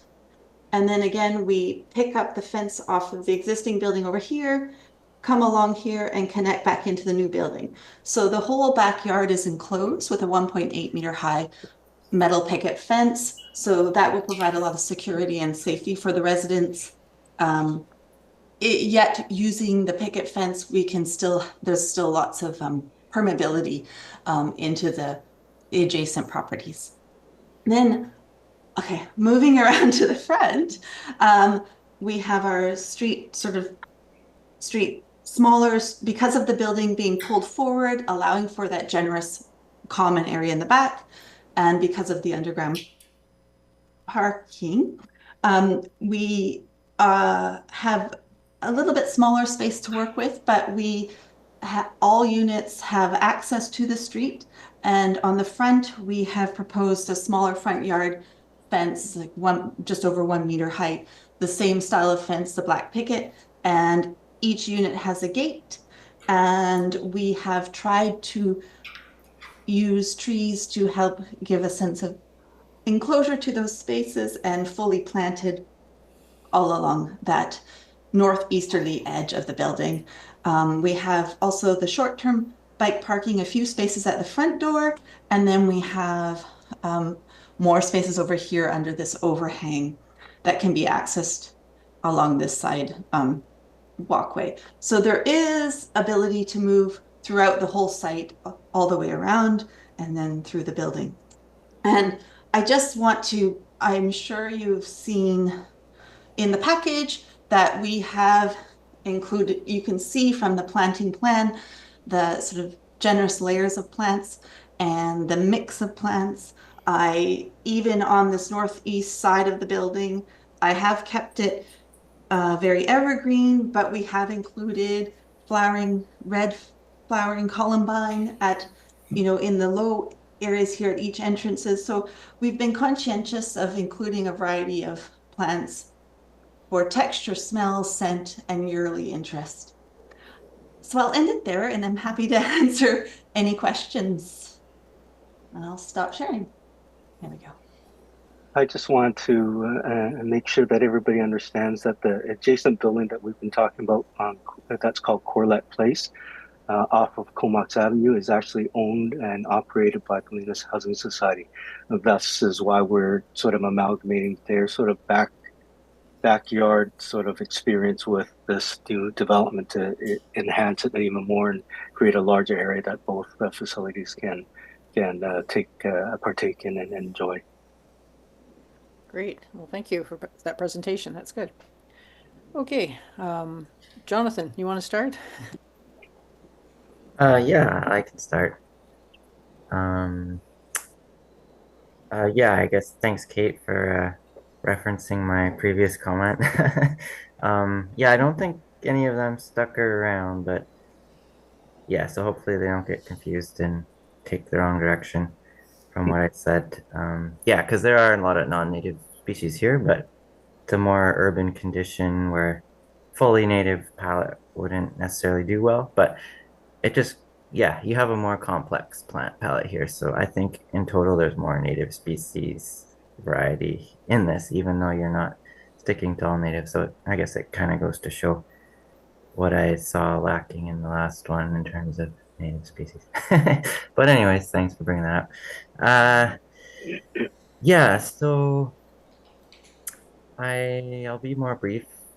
Overall, I think it looks good from a landscape perspective. I'll leave it to the architects to comment on the building itself. But yeah, some of the staff comments there's one about shade elements in the central common area. Yeah, I might maybe rather than say shade element, like maybe some weather protection, just be a bit more broad, because I guess the building itself might provide a bit of shade to that area, but weather protection may also help with like rain protection. So more than just shade, but also other weather related protection. Just because, yeah, there's a lot of outdoor amenity space there, seating areas, tables, and it'd be nice for it to be usable in the rain.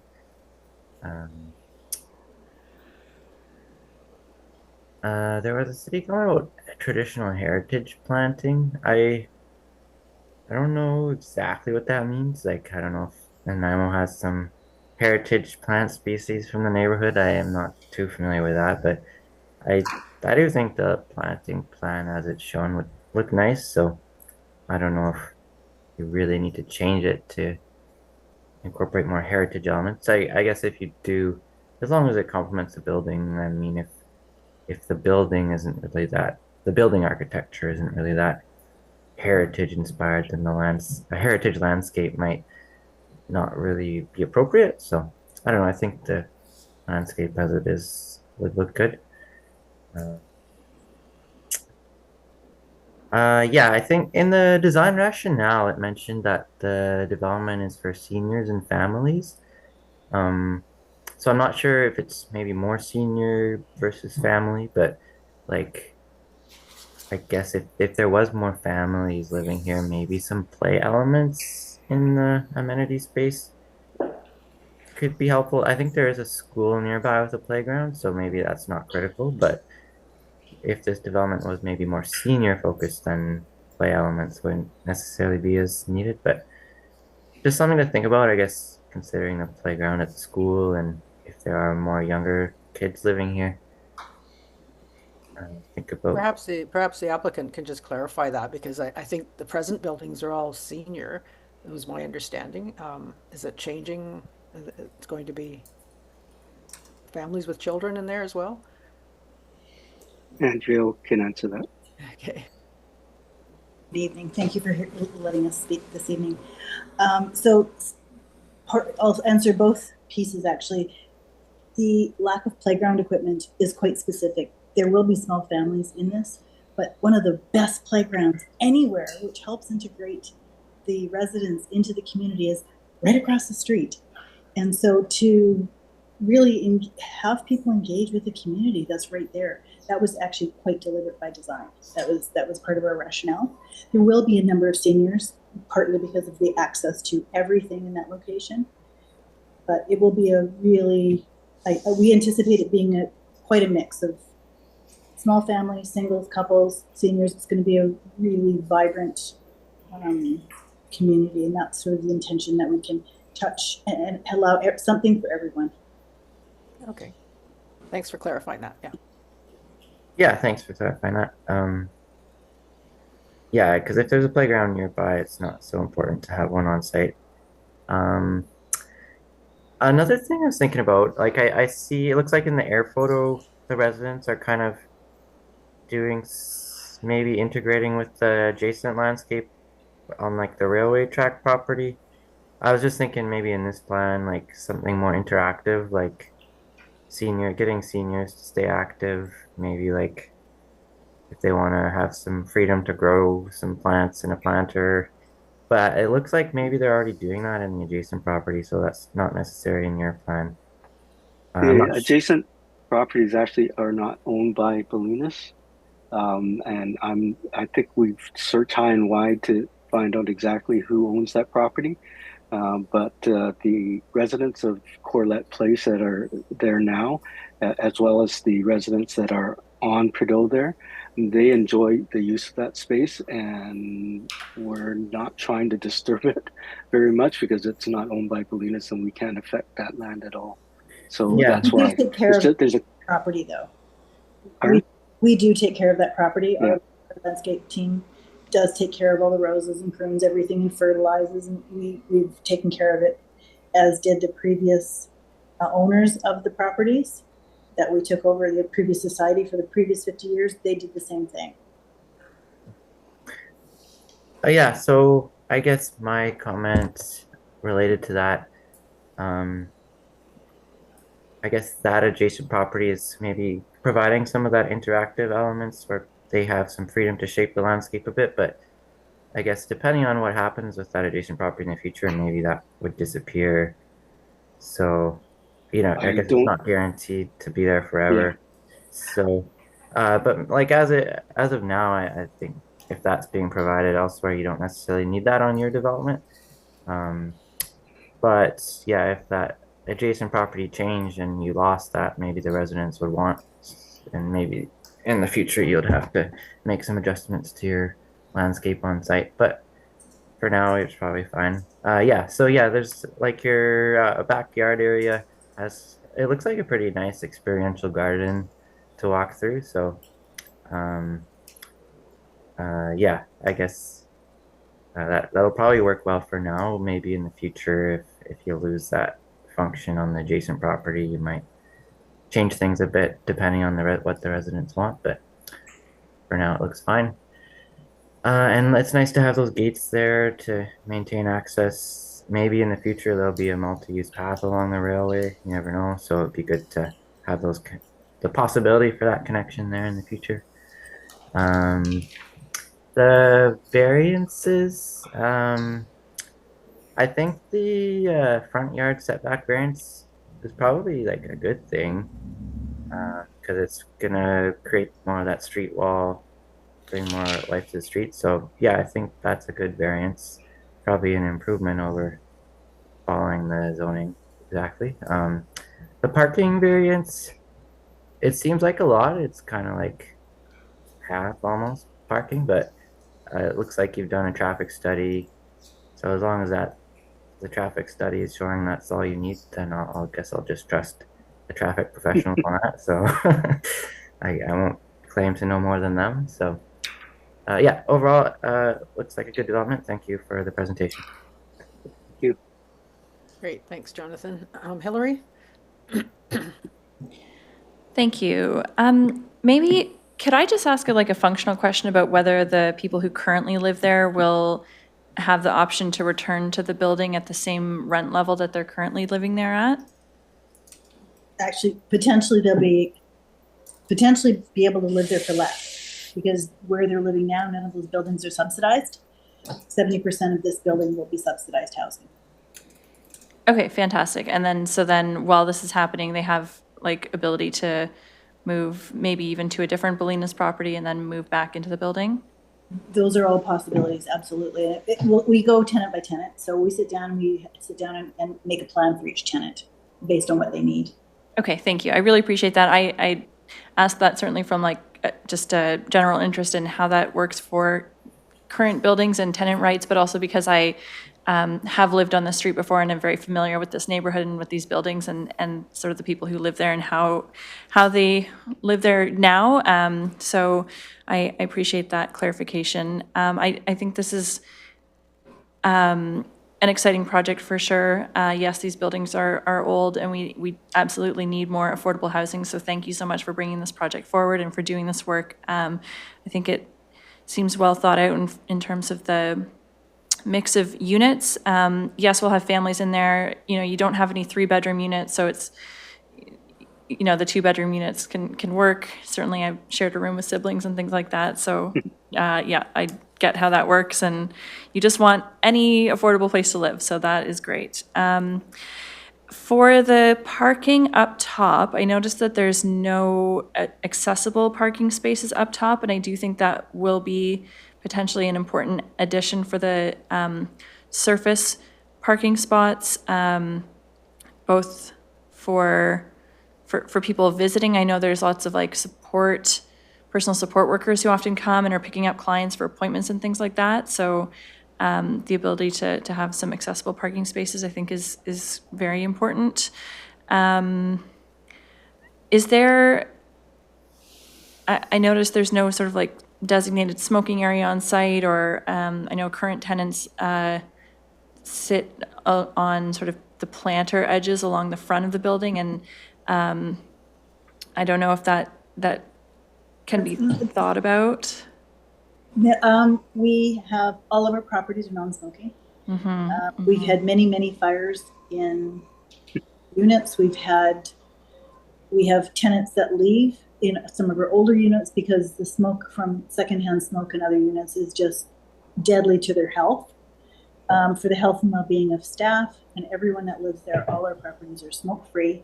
And if you choose to smoke, that is absolutely your right. Please do so off the property. And I believe that has been a very long and hard thing.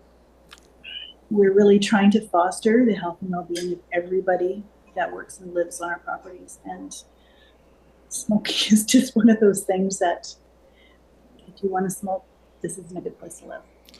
Yeah, I totally understand. It's a really tricky balance. And, I noticed that the individual units don't have balconies, and perhaps that will help deal with that issue. And I would hope that, tenants who are currently smokers will still be able to move back into the building and will be okay with finding a spot off-site. It's happened in all of our properties. We have 24 properties currently, including these 4. And all of our properties are now smoke-free. And do people complain? Yes, they do, because it's raining. Unfortunately, so many of our tenants have, due to long-term poverty or health issues, that smoke is such a detriment to their health. It's that balance. What's fair?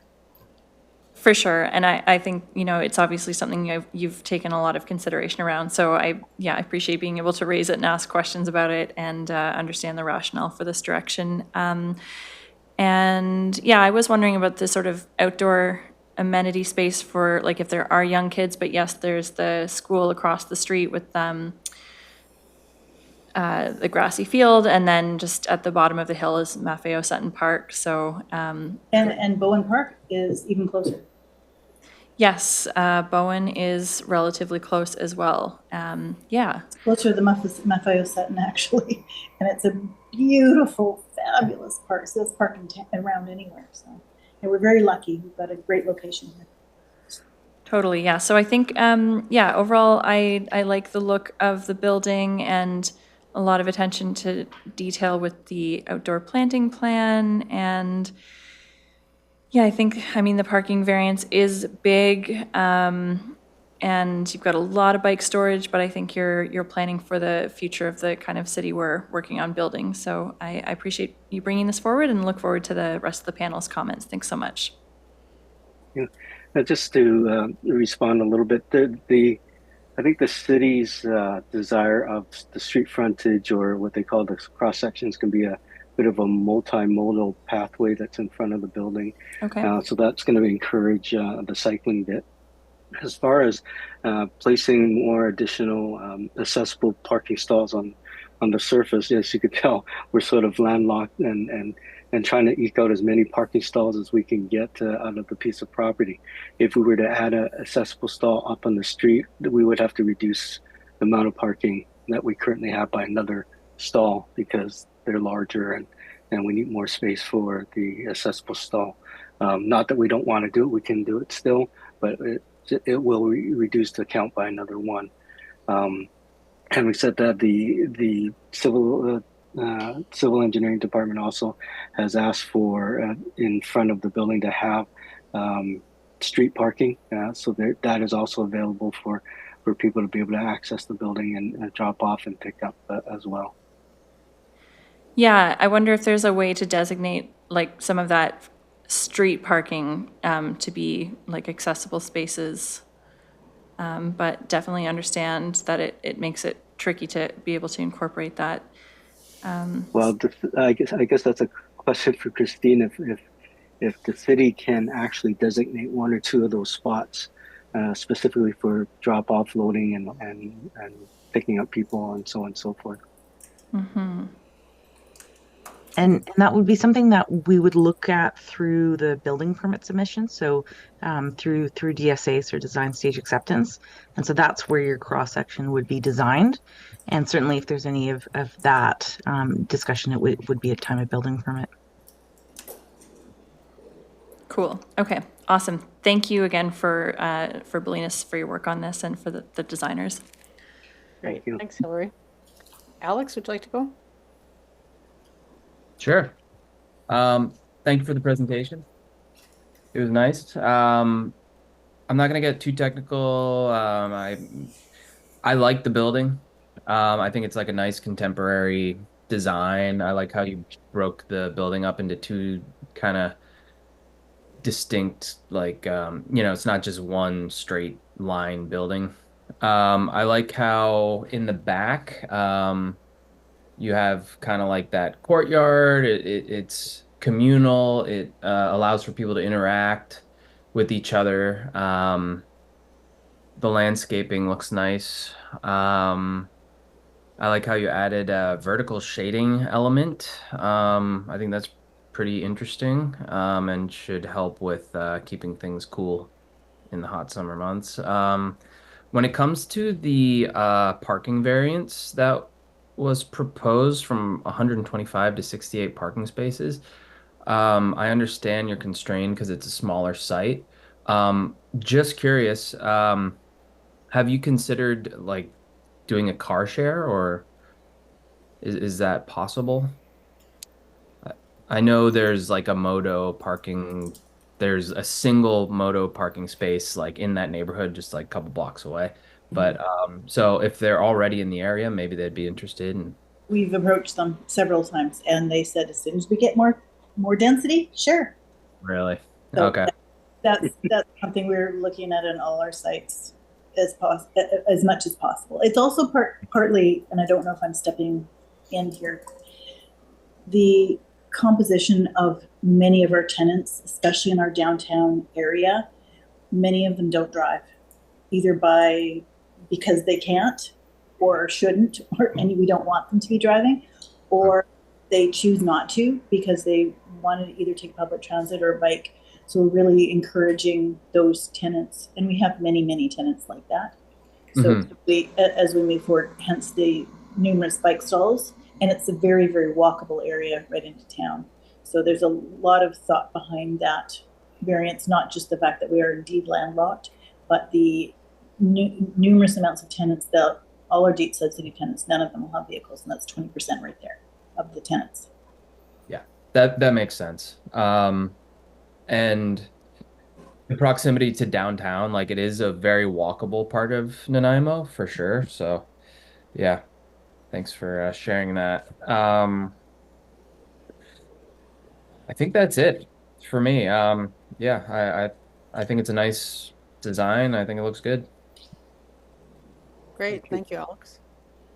Okay, and we have Marta. Yes, go ahead, Marta. Try to be brief since we have 2 minutes.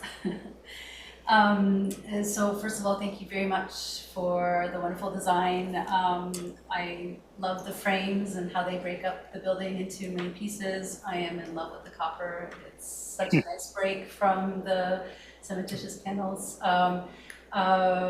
One thing about the copper, just to be mindful of salmon safe, and if in the detailing of that copper, I'm so excited about it. The main entry is super clear and I love it. So that's fantastic. It's very, very clear where to enter the building. I also like where you access the building for the parkade, how it's away from the corner of the street. I think that works really well. Zero concern regarding the street setback. I, in fact, applaud the move to do that because it creates a larger park space in the back and creates a more urban frontage.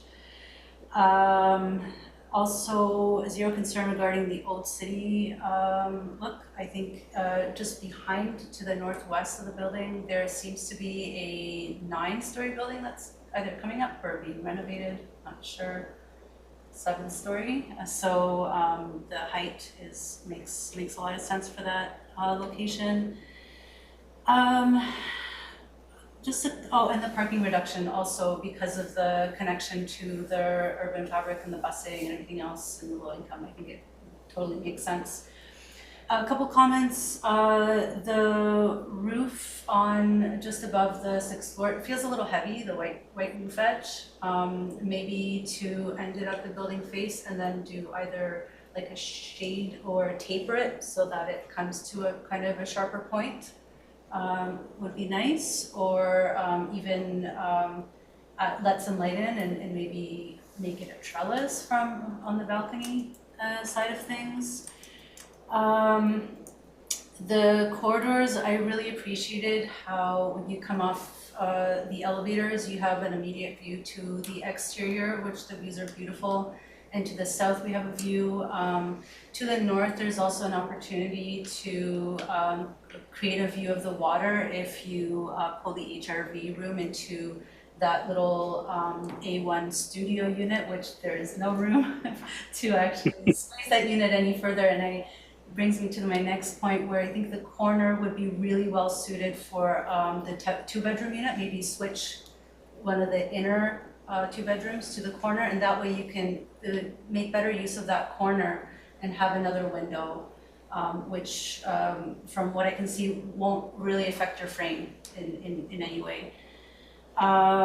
So that's really nice. Ground floor, because we're looking to have some smaller families, maybe young children, it would be nice if the ground floor at the rear of the building that faces out onto the park had a couple more 2-bedroom units, and that the patios at the back had a gate so that you could contain your children a little bit as you watch them, and then let them go into the park if you're there.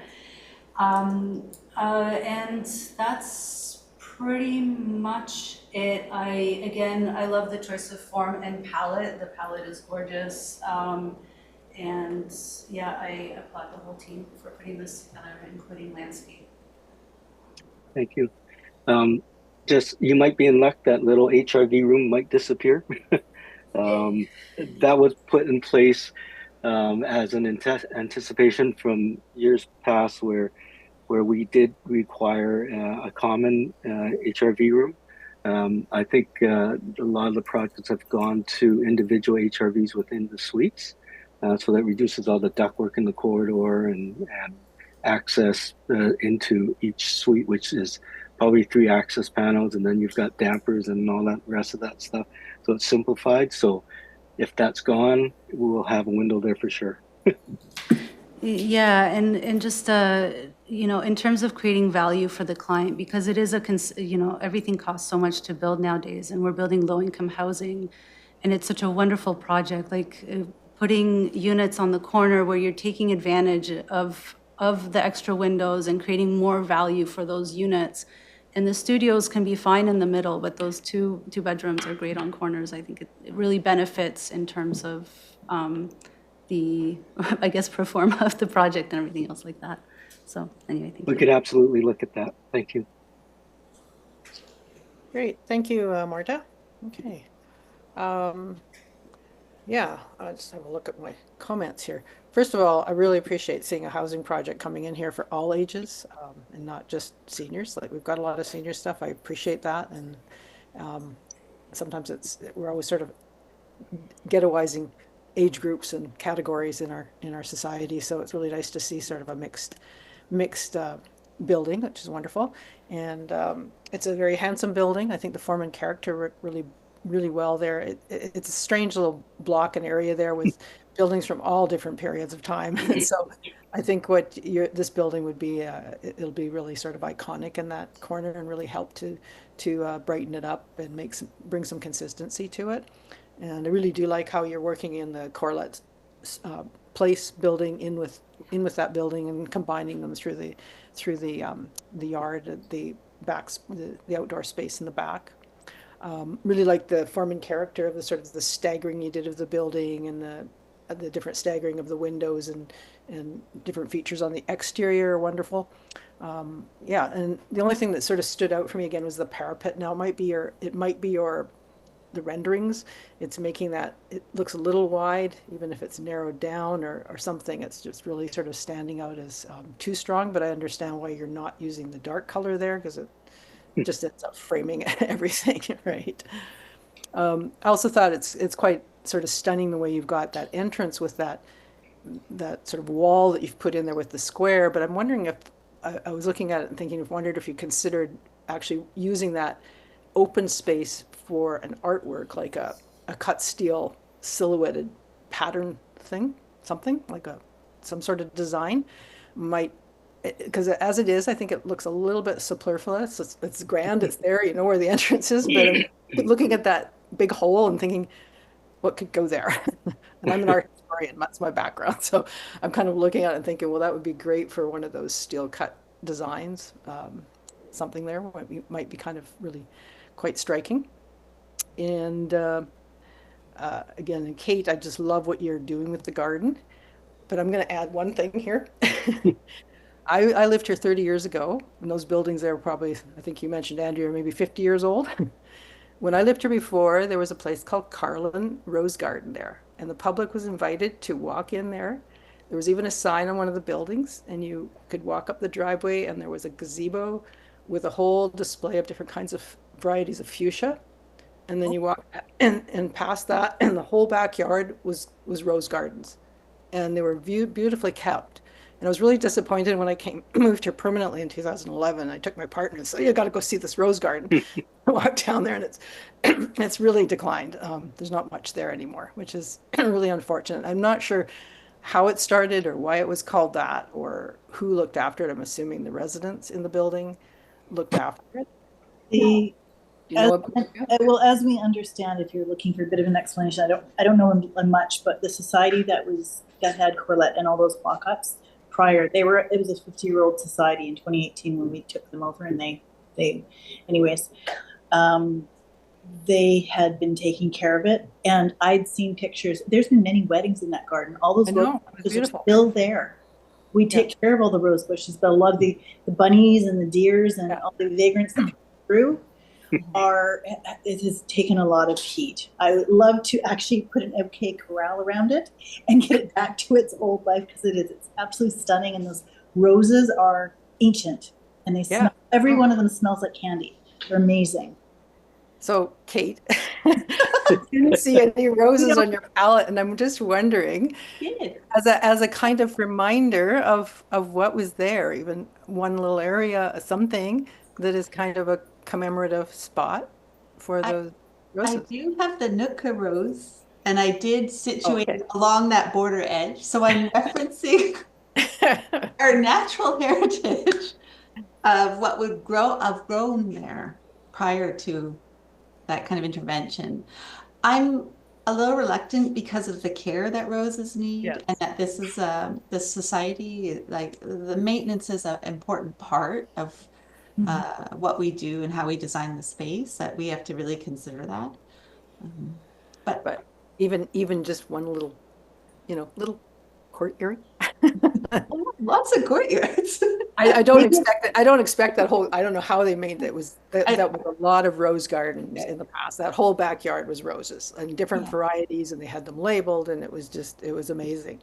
I think that requires a dedication that's not going to be present. And oh yes, I know, I understand that. I'm just thinking even one small place is a kind of commemorative spot. Maybe there's a little rose where maybe we can stick something like that in the front planter near the front door.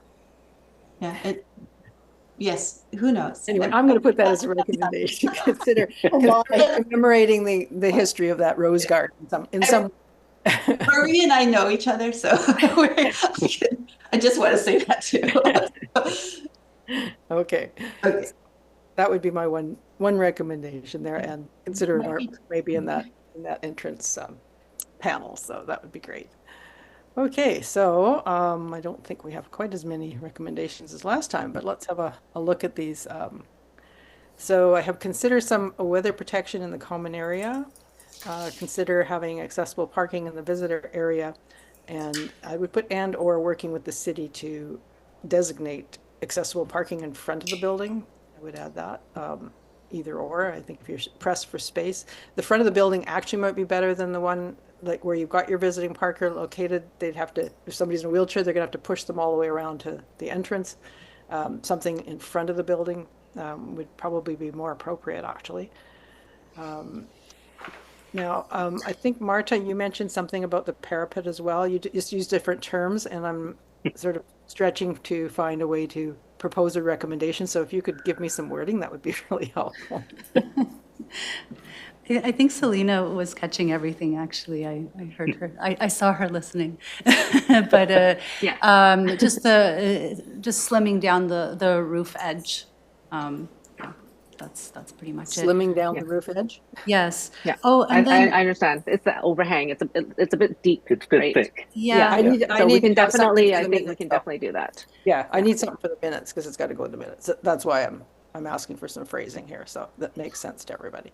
So maybe reduce the deep parapet height of the main roof. Yes. Yeah. Or you can even sound trim about it right? entirely, or taper it. Right. Okay, so consider reducing the deep height of the parapet. Yeah, we all know what that means. I know, but I need to have something to give the staff for the minutes. Sure. That's what I'm after. That makes sense. And Fair I'm not an architect, so I try to get it right here. And then you made some other recommendations about the bedroom. That consider moving a 2-bedroom unit on. Consider having some 2-bedroom units on the ground floor, and have gated patios attached to them. That's correct. Okay, and consider adding a 2-bedroom on the corner.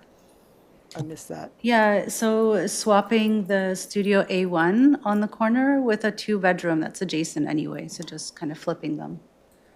Okay. Mm-hmm. And I think, and then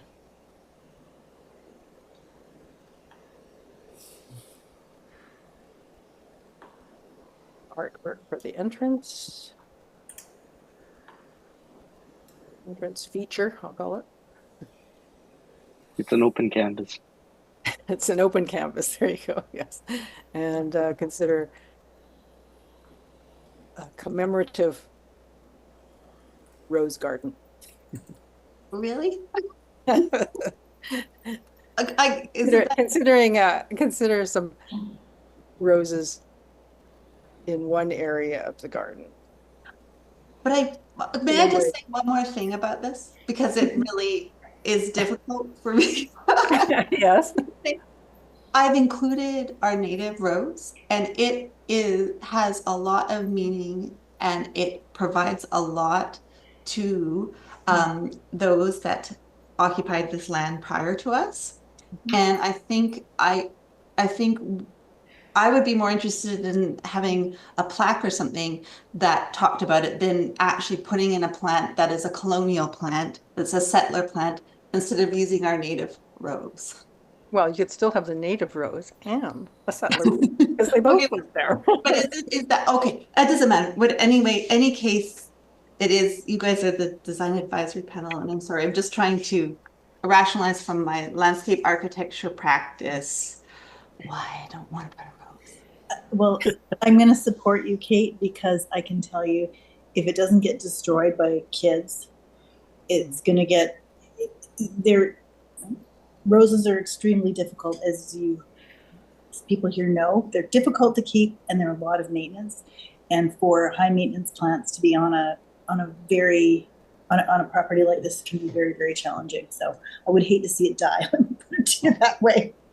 And in addition, Marie, there is a rose garden the city has at the entrance to Bone Park, and that's only a few blocks from us. That's true. Mhm. Okay. What I'm going to do is I'm going to word it, consider adding some roses or a commemorative plaque about the Carlin Rose. All right, so how does that sound? Does that resolve it? I'll I leave could it up. tell a lovely story and then talk about why we have the native rose, and that's carrying on the story. You can do that too. Okay, so I'm coming up with 7 recommendations. I'll just go through them, and if panel can let me know if I've got them correct, and if I missed something. So consider adding weather protection in the common area. Consider having accessible parking in the visitor area, or working with the city to make accessible parking in front of the building. Consider reducing the deep height of the parapet. Consider having more 2-bedroom units on the ground floor and giving them gated patios. Consider moving Studio A1 and replacing that with a 2-bedroom unit on the corner. Consider an artwork for the entrance feature. Consider adding some roses or a commemorative plaque about the Carlin Rose Garden. And then that's it. Did I miss anything? Can you read the one about the common area again? I said some weather protection in the common, it should be the amenity area, the common area outdoors. I said consider adding some weather protection in the common area. Yeah, okay, that sounds good. Thanks. That was the outdoor common area. Yeah. Well, obviously, weather protection. Got it. All right, it's been a long meeting. Okay. Sorry, just a couple more. Just to pull in the HRV room into the suite so that we have the opening to the view from the corridor.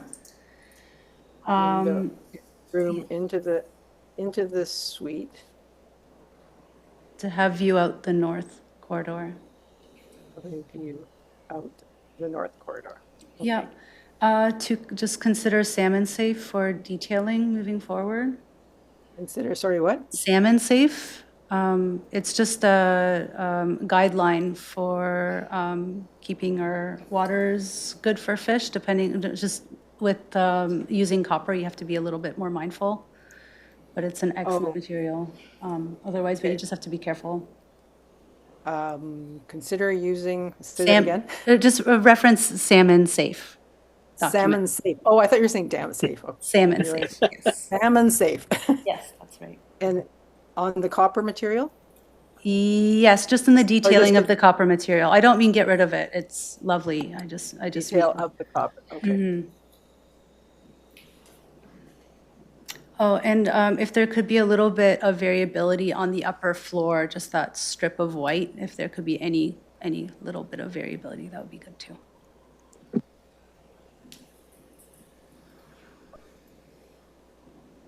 I'm going to ask variability in terms of just maybe just a bit of material changes or something, just to distinguish one unit from next, so it's not just like a solid white strip, if you don't mind. We'll take a look at that. Yeah, it's just a suggestion.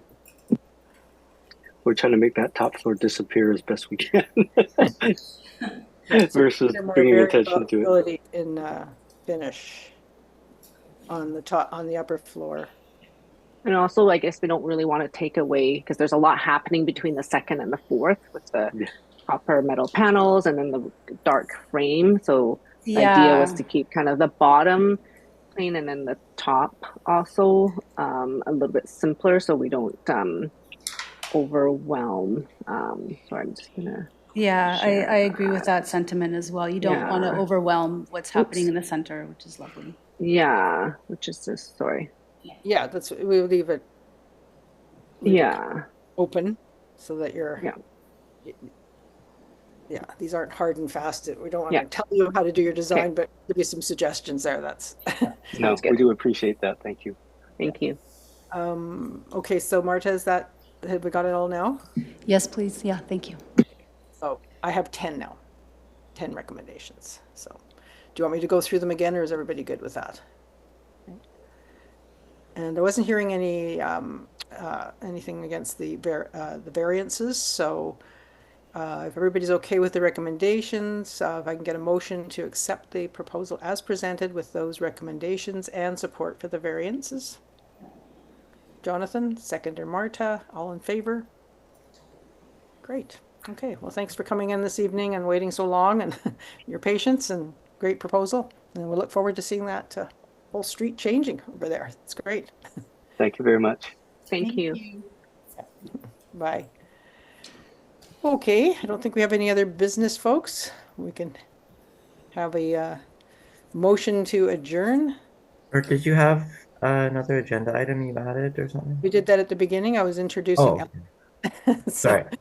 All done. Really appreciate everybody's comments. It's been a long meeting, and thank you for your work on this one. So good. Motion to adjourn.